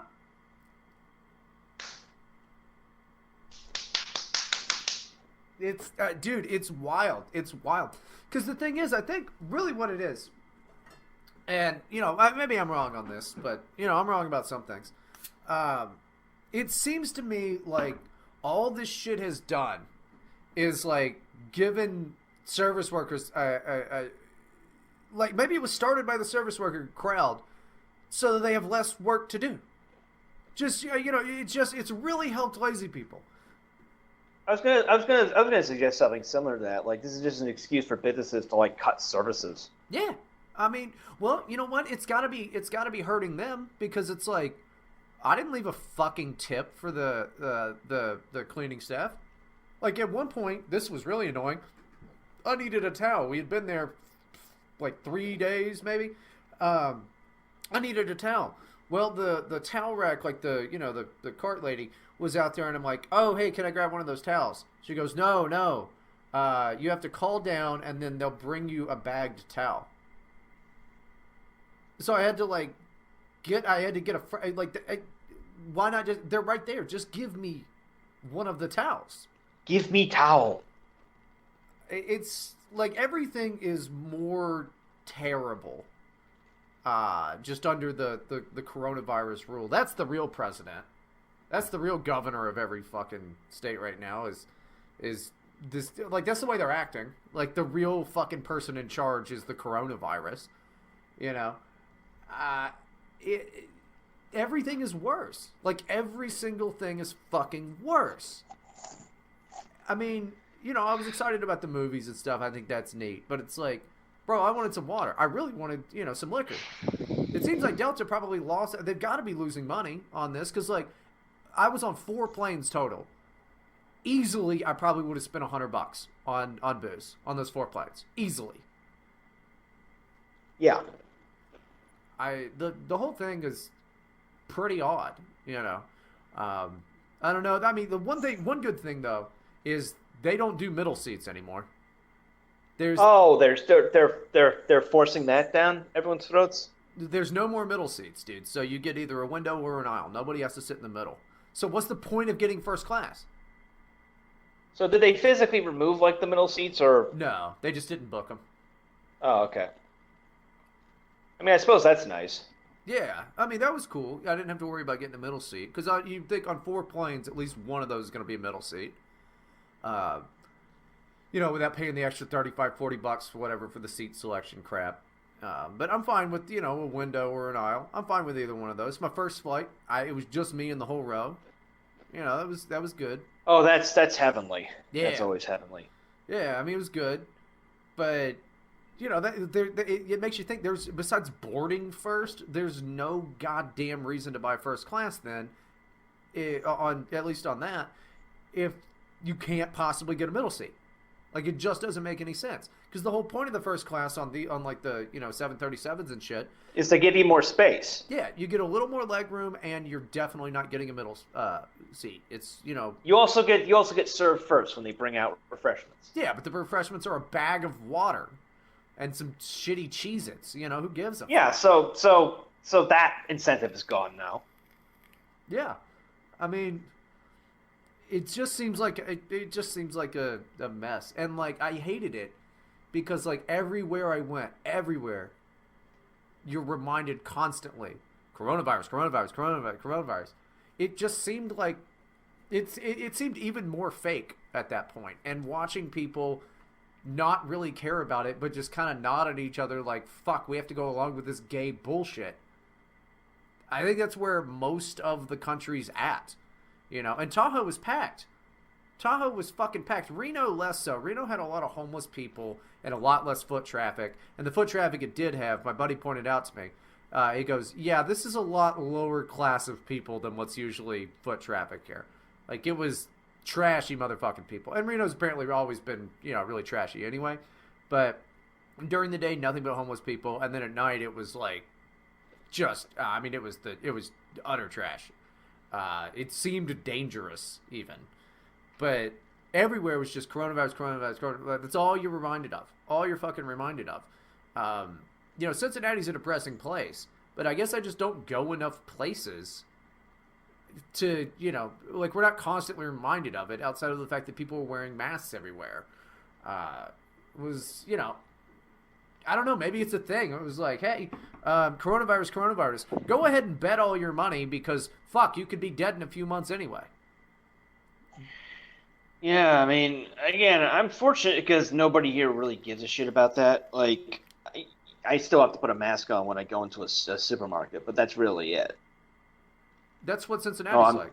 Yeah. yeah, I'm not looking forward to the flight back to the U.S. because I'm sure they're gonna make me wear a mask on a fucking 9-hour flight. That is going to be hell.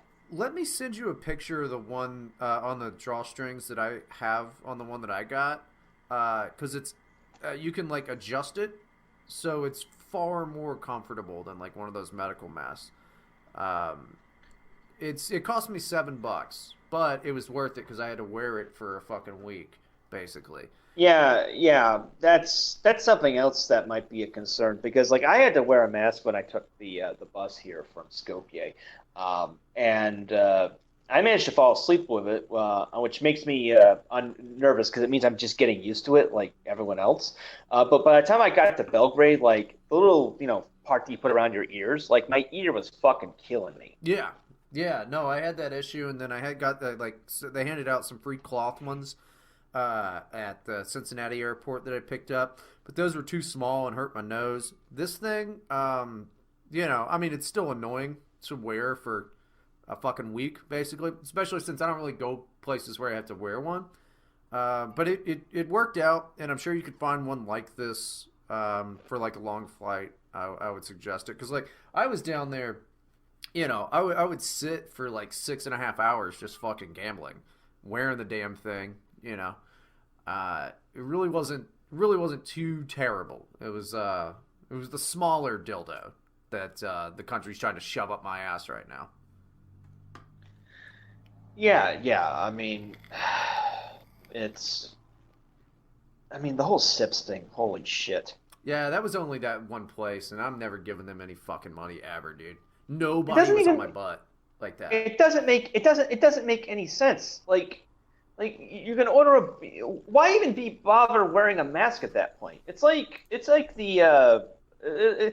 I think Albania tried to pass a law that would mandate people wear masks in restaurants, and it's like as soon as you take the mask off to eat your food, there's no fucking point to having worn a mask at all. Like either you wear it the entire time you're in this building, or you don't.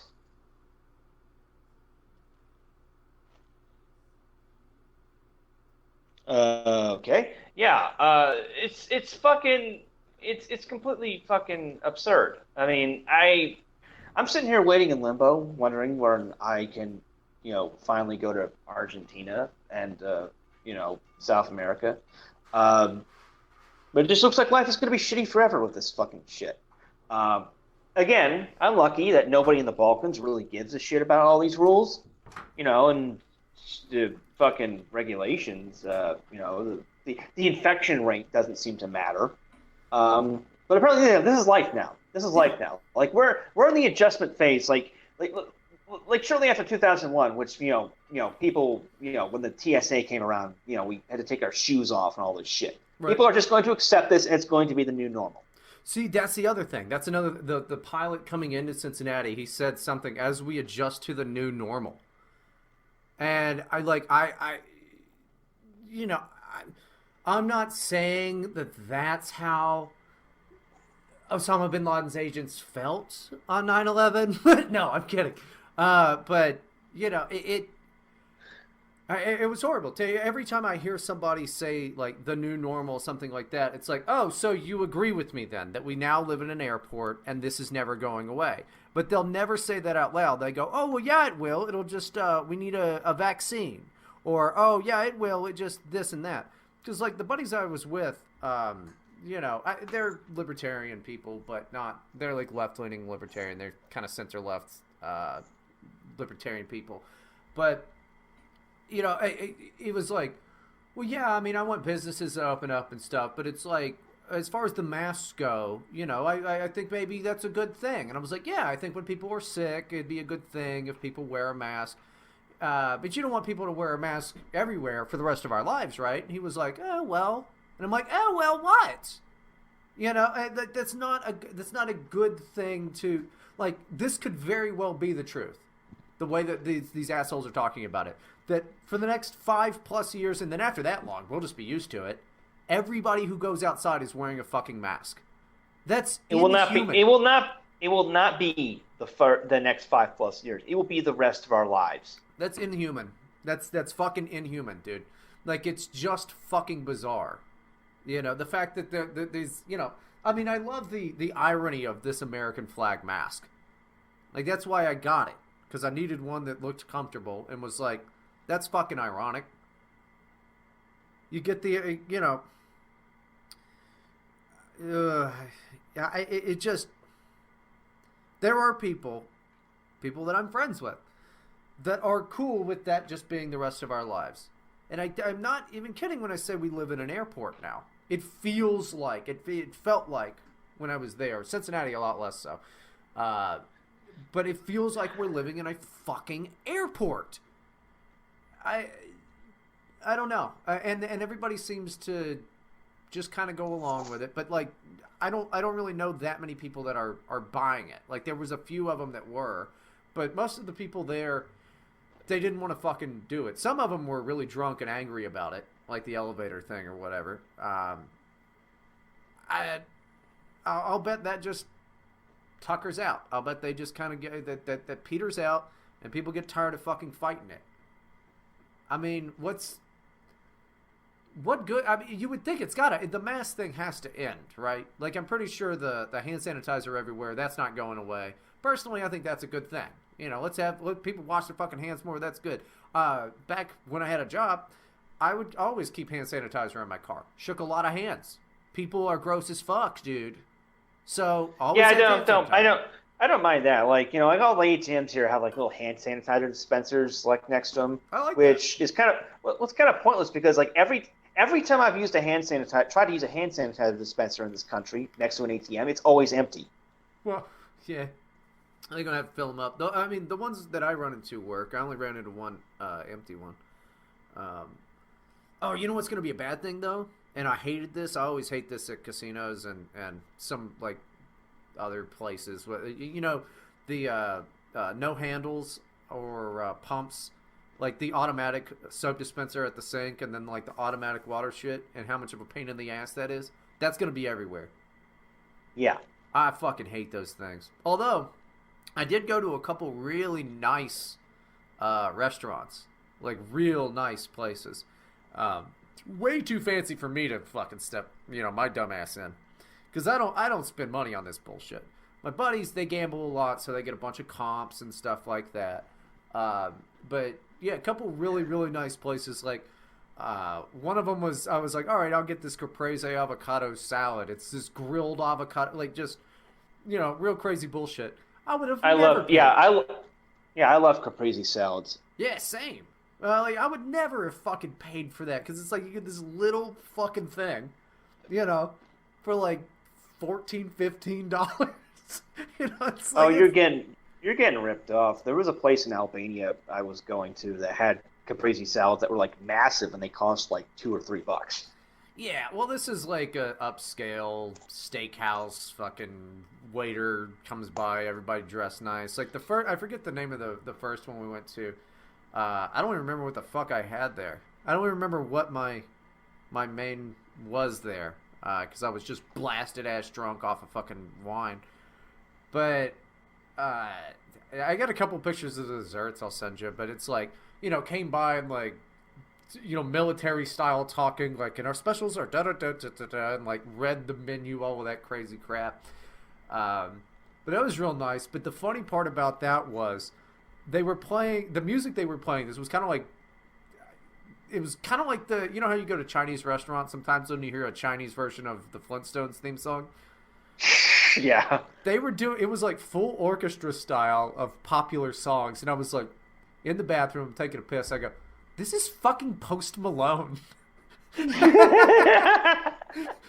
So it's like, it couldn't have been that terribly fancy, but it was one. I mean, the view was incredible. It was one of the nicest restaurants I've been to, and probably my whole life. But I just thought that was goddamn hilarious. I'm like, this is just an orchestra version of fucking Post Malone song. What the fuck? Yeah, that's some good shit. It was really funny, but I mean, I'd say overall it was good, but it would have been so much better had this not been. I hate that term, the new normal, because that's probably true. This is what it is now. This is the new normal. Because then they try the first use of that term, as far as I know, was with the right before the gay marriage stuff, where they were talking about like gay adoption and stuff like that, and mixed race families. That was all over the news, saying like, embrace the new normal. It was like a lefty thing. It's not. I think that's always a lefty thing, isn't it? Like, I don't think right wingers ever say the new normal, and if they did, I'd be terrified of them. Nobody. I don't think anybody ever said the new normal before this. That's not true. They did. They were talking about families being different and the destruction of the nuclear family. Oh, right. Now you jogged my memory. Yeah, they're like, this is the new normal. It's like a military dad and his husband with a black baby. This is the new normal. And they use it in a positive way. Whereas this one, it seems like everybody universally agrees is the new normal is fucking crazy negative. Yeah, I don't know. Now, how do you think, because we start the RNC tomorrow, right? Yes. Or I guess it's Sunday when we're recording this, but yeah, so how do you think that's going to fucking go? Because from what I've read, everything is like they're doing Donald Trump every day for at least a little bit, which I think is a good call. Well, they got Nick Sandmann there, the guy who, the guy, the Covington. Yeah. Yeah, they invited the McCloskeys there, which is also really cool. Yeah, the McCloskeys were that couple in St. Louis with the guns. Yeah. That's cool. So, I mean, really, given how much of a disaster the DNC was, all the RNC has to, all Trump has to do is come up on stage and say, I don't want to disembowel myself on stage, and people will just cheer. Well, they're doing an actual convention, right? Like they're only having 6 delegates per state, social distanced. I think they made it partially virtual, but like there will be events in person. See, the entire DNC was all virtual, right? Yes, it was all, etc. Which I am starting to think they just did that so they wouldn't have to deal with protests. Yeah, well, I mean, that's what I said fucking way back when they even were talking about the virtual DNC. I was like, that's a good fucking call. because you're not going to be able to have the progressives out there protesting, because there was tons of progressives that protested the DNC because they knew Bernie wasn't going to get it in 2016. Yeah, I was there. I saw it. They fucking hated that shit. They knew Bernie wasn't going to get it, and I mean I don't know how much they stole it from Bernie this time, but I think that was. I don't know. I wouldn't say less enthusiasm for Bernie Sanders this go around, but maybe there's. I don't know if anybody's excited for Joe Biden besides John Kasich. Nobody's fucking excited for Joe Biden. I mean, even one of the Stonewall Douglas kids was had this horribly tortured analogy. Where it's like Trump is like your current abusive boyfriend, and Biden is like the hoodie that your previous good boyfriend left around, and you can snuggle in it, and it'll remind you of the good times. And I just, in my response, I was like, "You are mentally ill." Yeah, it's a weird one. Although I will say, I mean, if somebody was like, "Who do you want to lead this country, Joe Biden or a hoodie?" I might go hoodie. Oh, the hoodie won't fuck the shit up. Oh, but the problem is, you know what Joe Biden and your ex-boyfriend's hoodie have in common? What? They're both both paid for by China to make. I don't know, something like that. But yeah, I mean, the whole thing seemed, from the clips I saw of it, just seemed kind of like a long infomercial, which those things always are anyway. So I'm not even sure I'm against virtual convention, outside of like it just less people get arrested for fucking protesting and shit. Because it never occurred to me. I don't know why. It never occurred to me until like I saw the pieces of the DNC that it's like it really is just a fucking week-long infomercial. That's all it fucking is. Because you already know who the nominee is going to be. We're not doing that shit anymore. It's like there used to be a need for these conventions. Now there's not. We haven't had any kind of contested convention since I think 1988. Yeah, it's like there's no fucking point in it. There's not really a reason to do it, because like they already have the platform. It's a coronation. It's pageantry. Right. It's an infomercial. But I'm interested to see. Like, I'm probably not gonna watch the fucking RNC, either. I don't know if I see the fucking point in it. Who do you got? You got Nikki Sandbands. You got the Vice City duo. Who the hell else will show up? I saw this article that was like, guess who's not showing up to the RNC, and it's just like George W. Bush and a bunch of people. I'm like, yeah, good. We don't like them anymore. We kicked them out. We don't like those guys. So yeah, they were. Well, before the DNC started, there was like all this bragging about how these former Republicans would be there. They obviously we knew that John Kasich was giving a speech, but there was also like they teased like, a prominent former Republican congressman will be speaking at the DNC and endorsing Biden, and everyone was all like, it's going to be John Boehner. It's going to be John Boehner. Who it turned out to be? Susan Molinari. Do you know who the fuck Susan Molinari is? Because I didn't. I have no idea who that is. No. She was a congresswoman from Staten Island back in the early 90s. Who gives a shit? I don't know who that was. Yeah, who gives a shit? That was my reply. Who cares? It's just for the headlines, and it's just to say, like, look, even Republicans. Like, I did watch Kasich. They also got Colin Powell to give a speech, which is someone on Twitter made the remark that like the 2020 Democratic convention has more Iraq war architects than the 2008 Republican convention. Yeah. And then there was that letter that was a few days ago that was signed by all these Republican national security officials endorsing Biden, and it was people like Richard Armitage and John Negroponte. Like, everyone hates these people. They lied their way into a completely pointless war. Who the fuck cares? A buddy of mine that I was with in the trip there. Said something. I forget how Reagan came up. I mean, well, it was a conversation about politics, so clearly, I brought up Ronald Reagan. But she was like, yeah, Ronald Reagan wasn't funny. And I go, Ronald Reagan was fucking hilarious. He was pretty funny. He was politicians didn't, make jokes like that. Presidents didn't really make jokes like that. He was a funny guy. And she couldn't believe this idea that I'm like, in I don't know, 10 years, well, Donald Trump will be dead in 10 years, but they're going to look back and they're going to go, oh, he wasn't that bad. He wasn't that bad. He was a funny guy. He was entertaining. The best Donald Trump lines or whatever, in the same way that they fucking love George W. Bush now. And I hate George W. Bush. And George W. Bush is a bad fucking dude. But they love his ass now. Dude, I hated George W. Bush so much that like the first year I was eligible to vote was 2006 because I turned 18, and I just voted Democratic out of pure spite because I hated Bush that much. I don't remember who I voted for, and Ron Paul 2008. I don't remember who I voted for. I just saw Democrat and I just penciled it in. Yeah, but I did Ron Paul 2008. I know that. I think when I turned 18, I probably didn't vote. But yeah, she couldn't believe that this idea that like, there's a great chance that they call him Hitler. They fucking love him now. So there you go. Democrats are the real Nazis.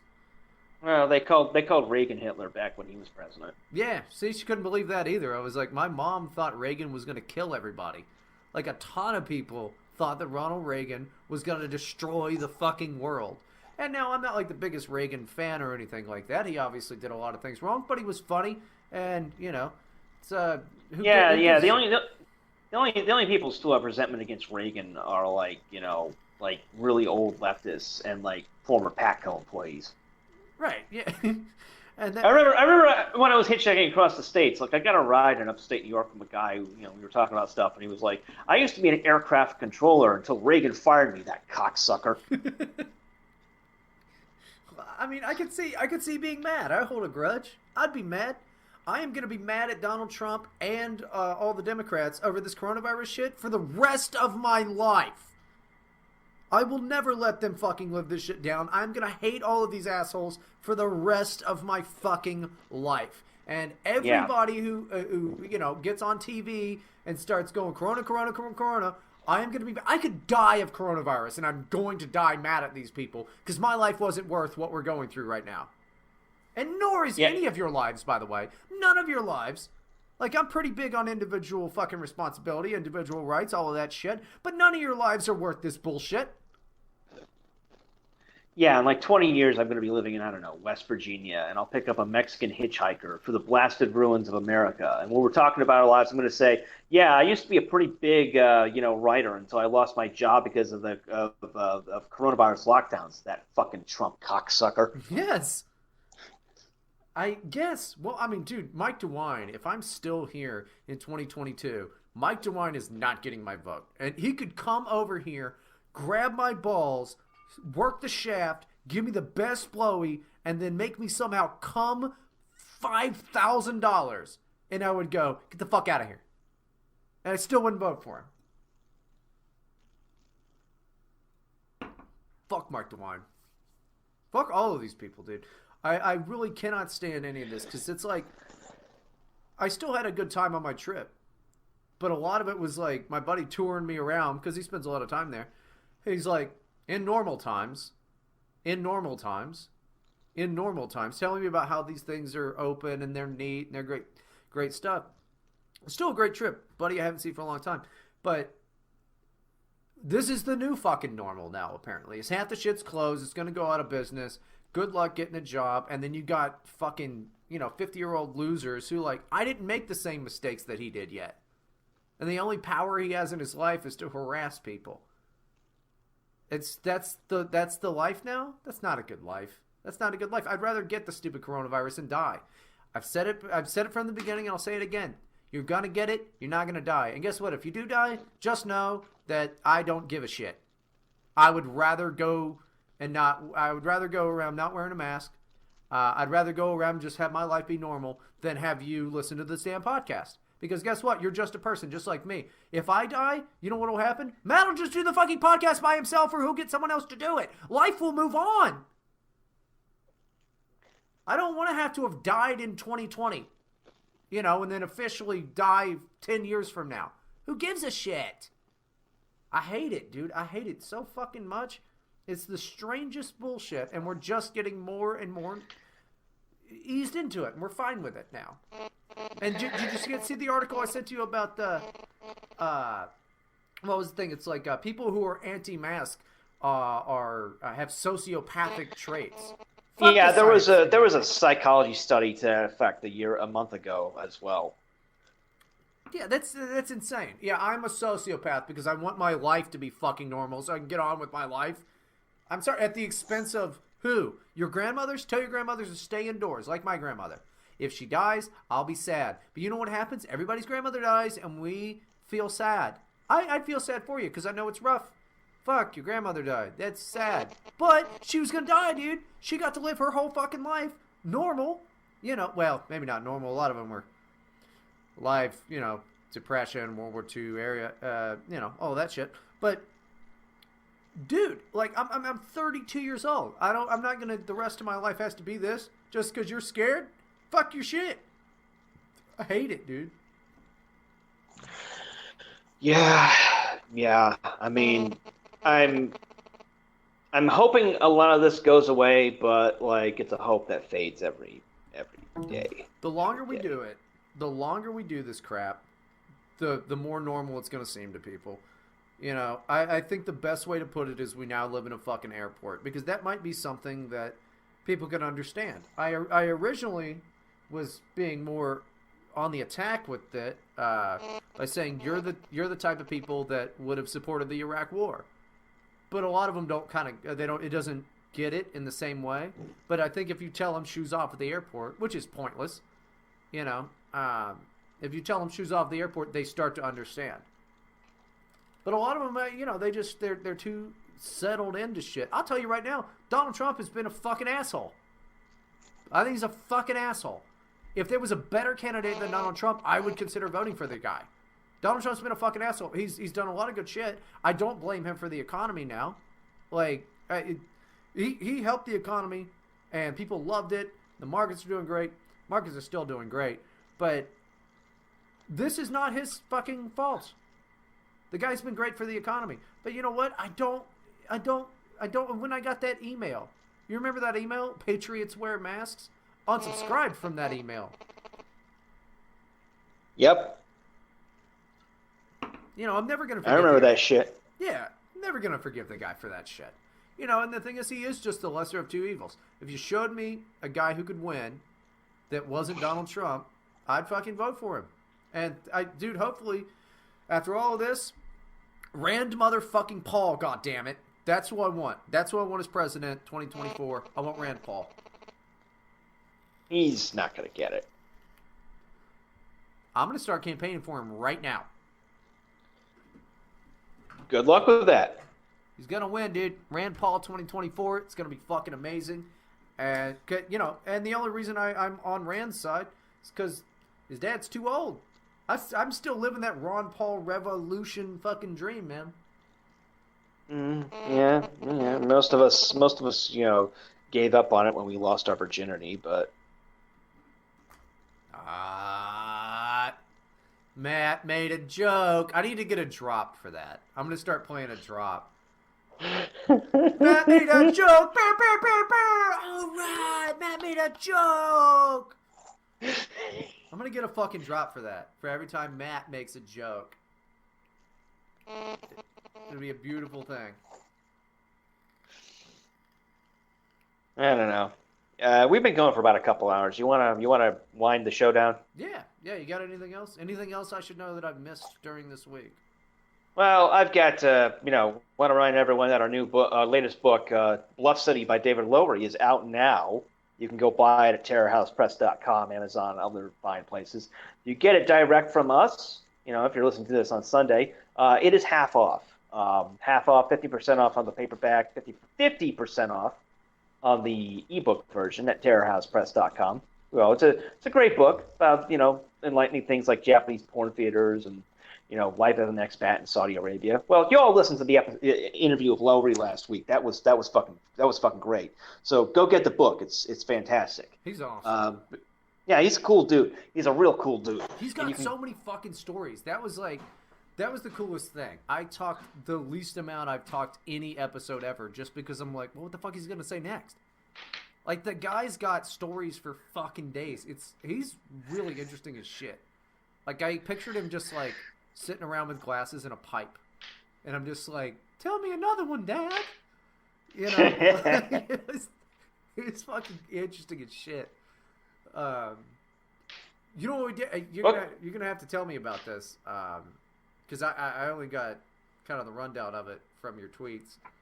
The National Justice Party?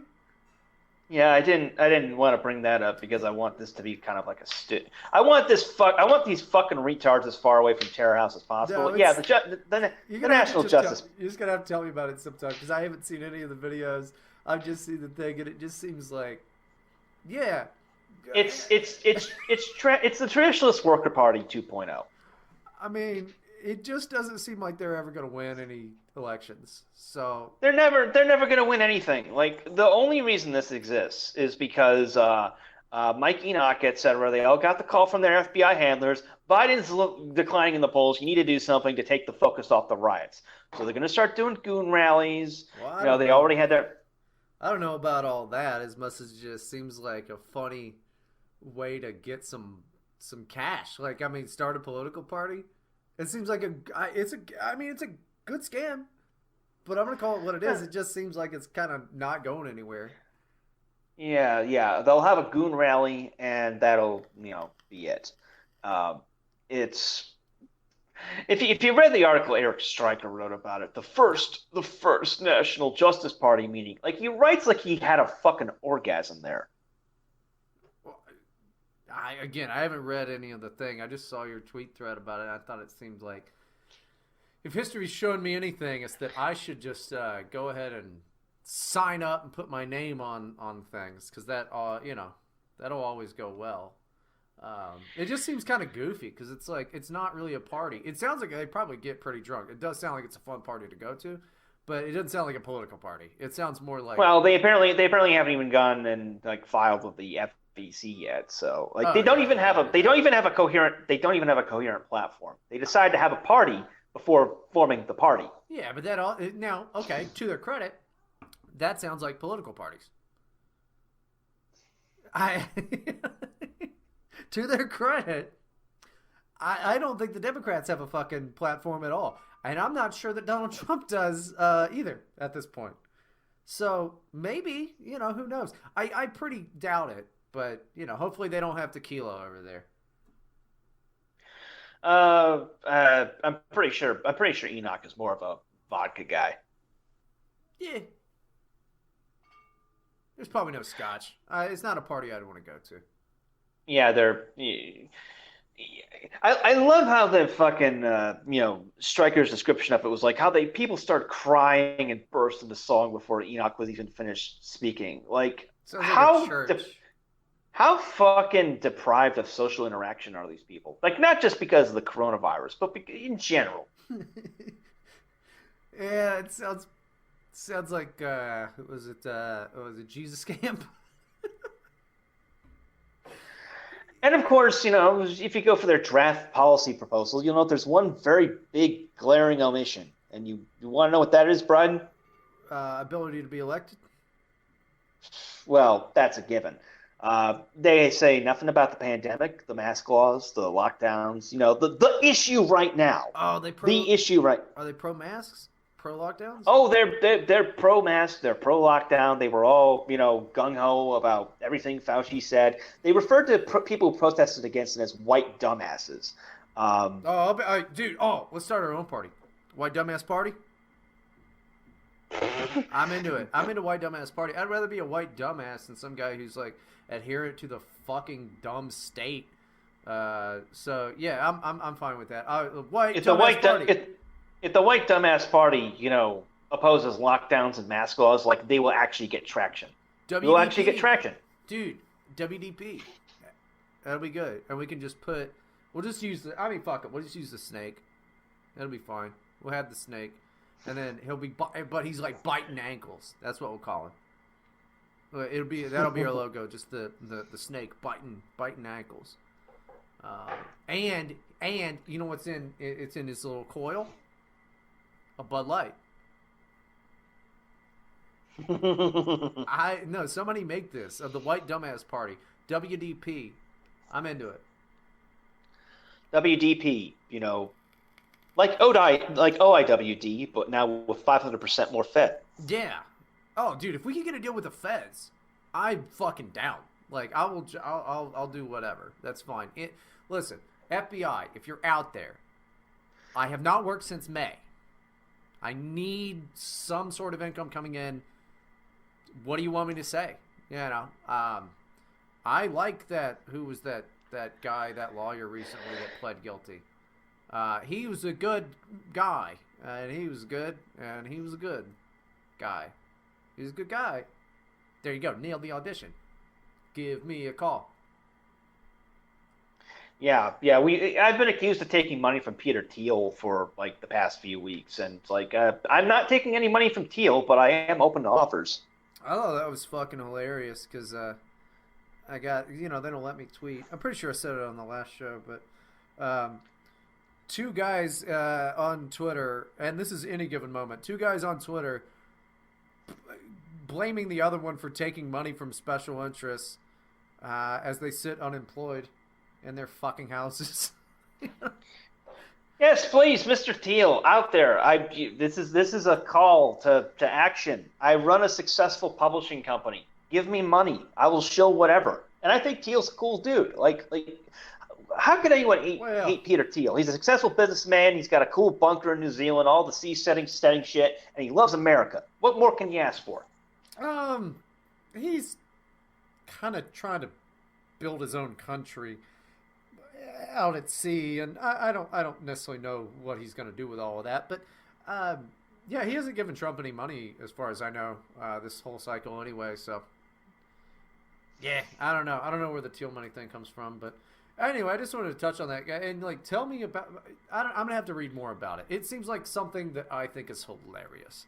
It seems like something. Yeah. I mean, to all the idiots who are like, you just want the National Justice Party to fail. You don't want music. No.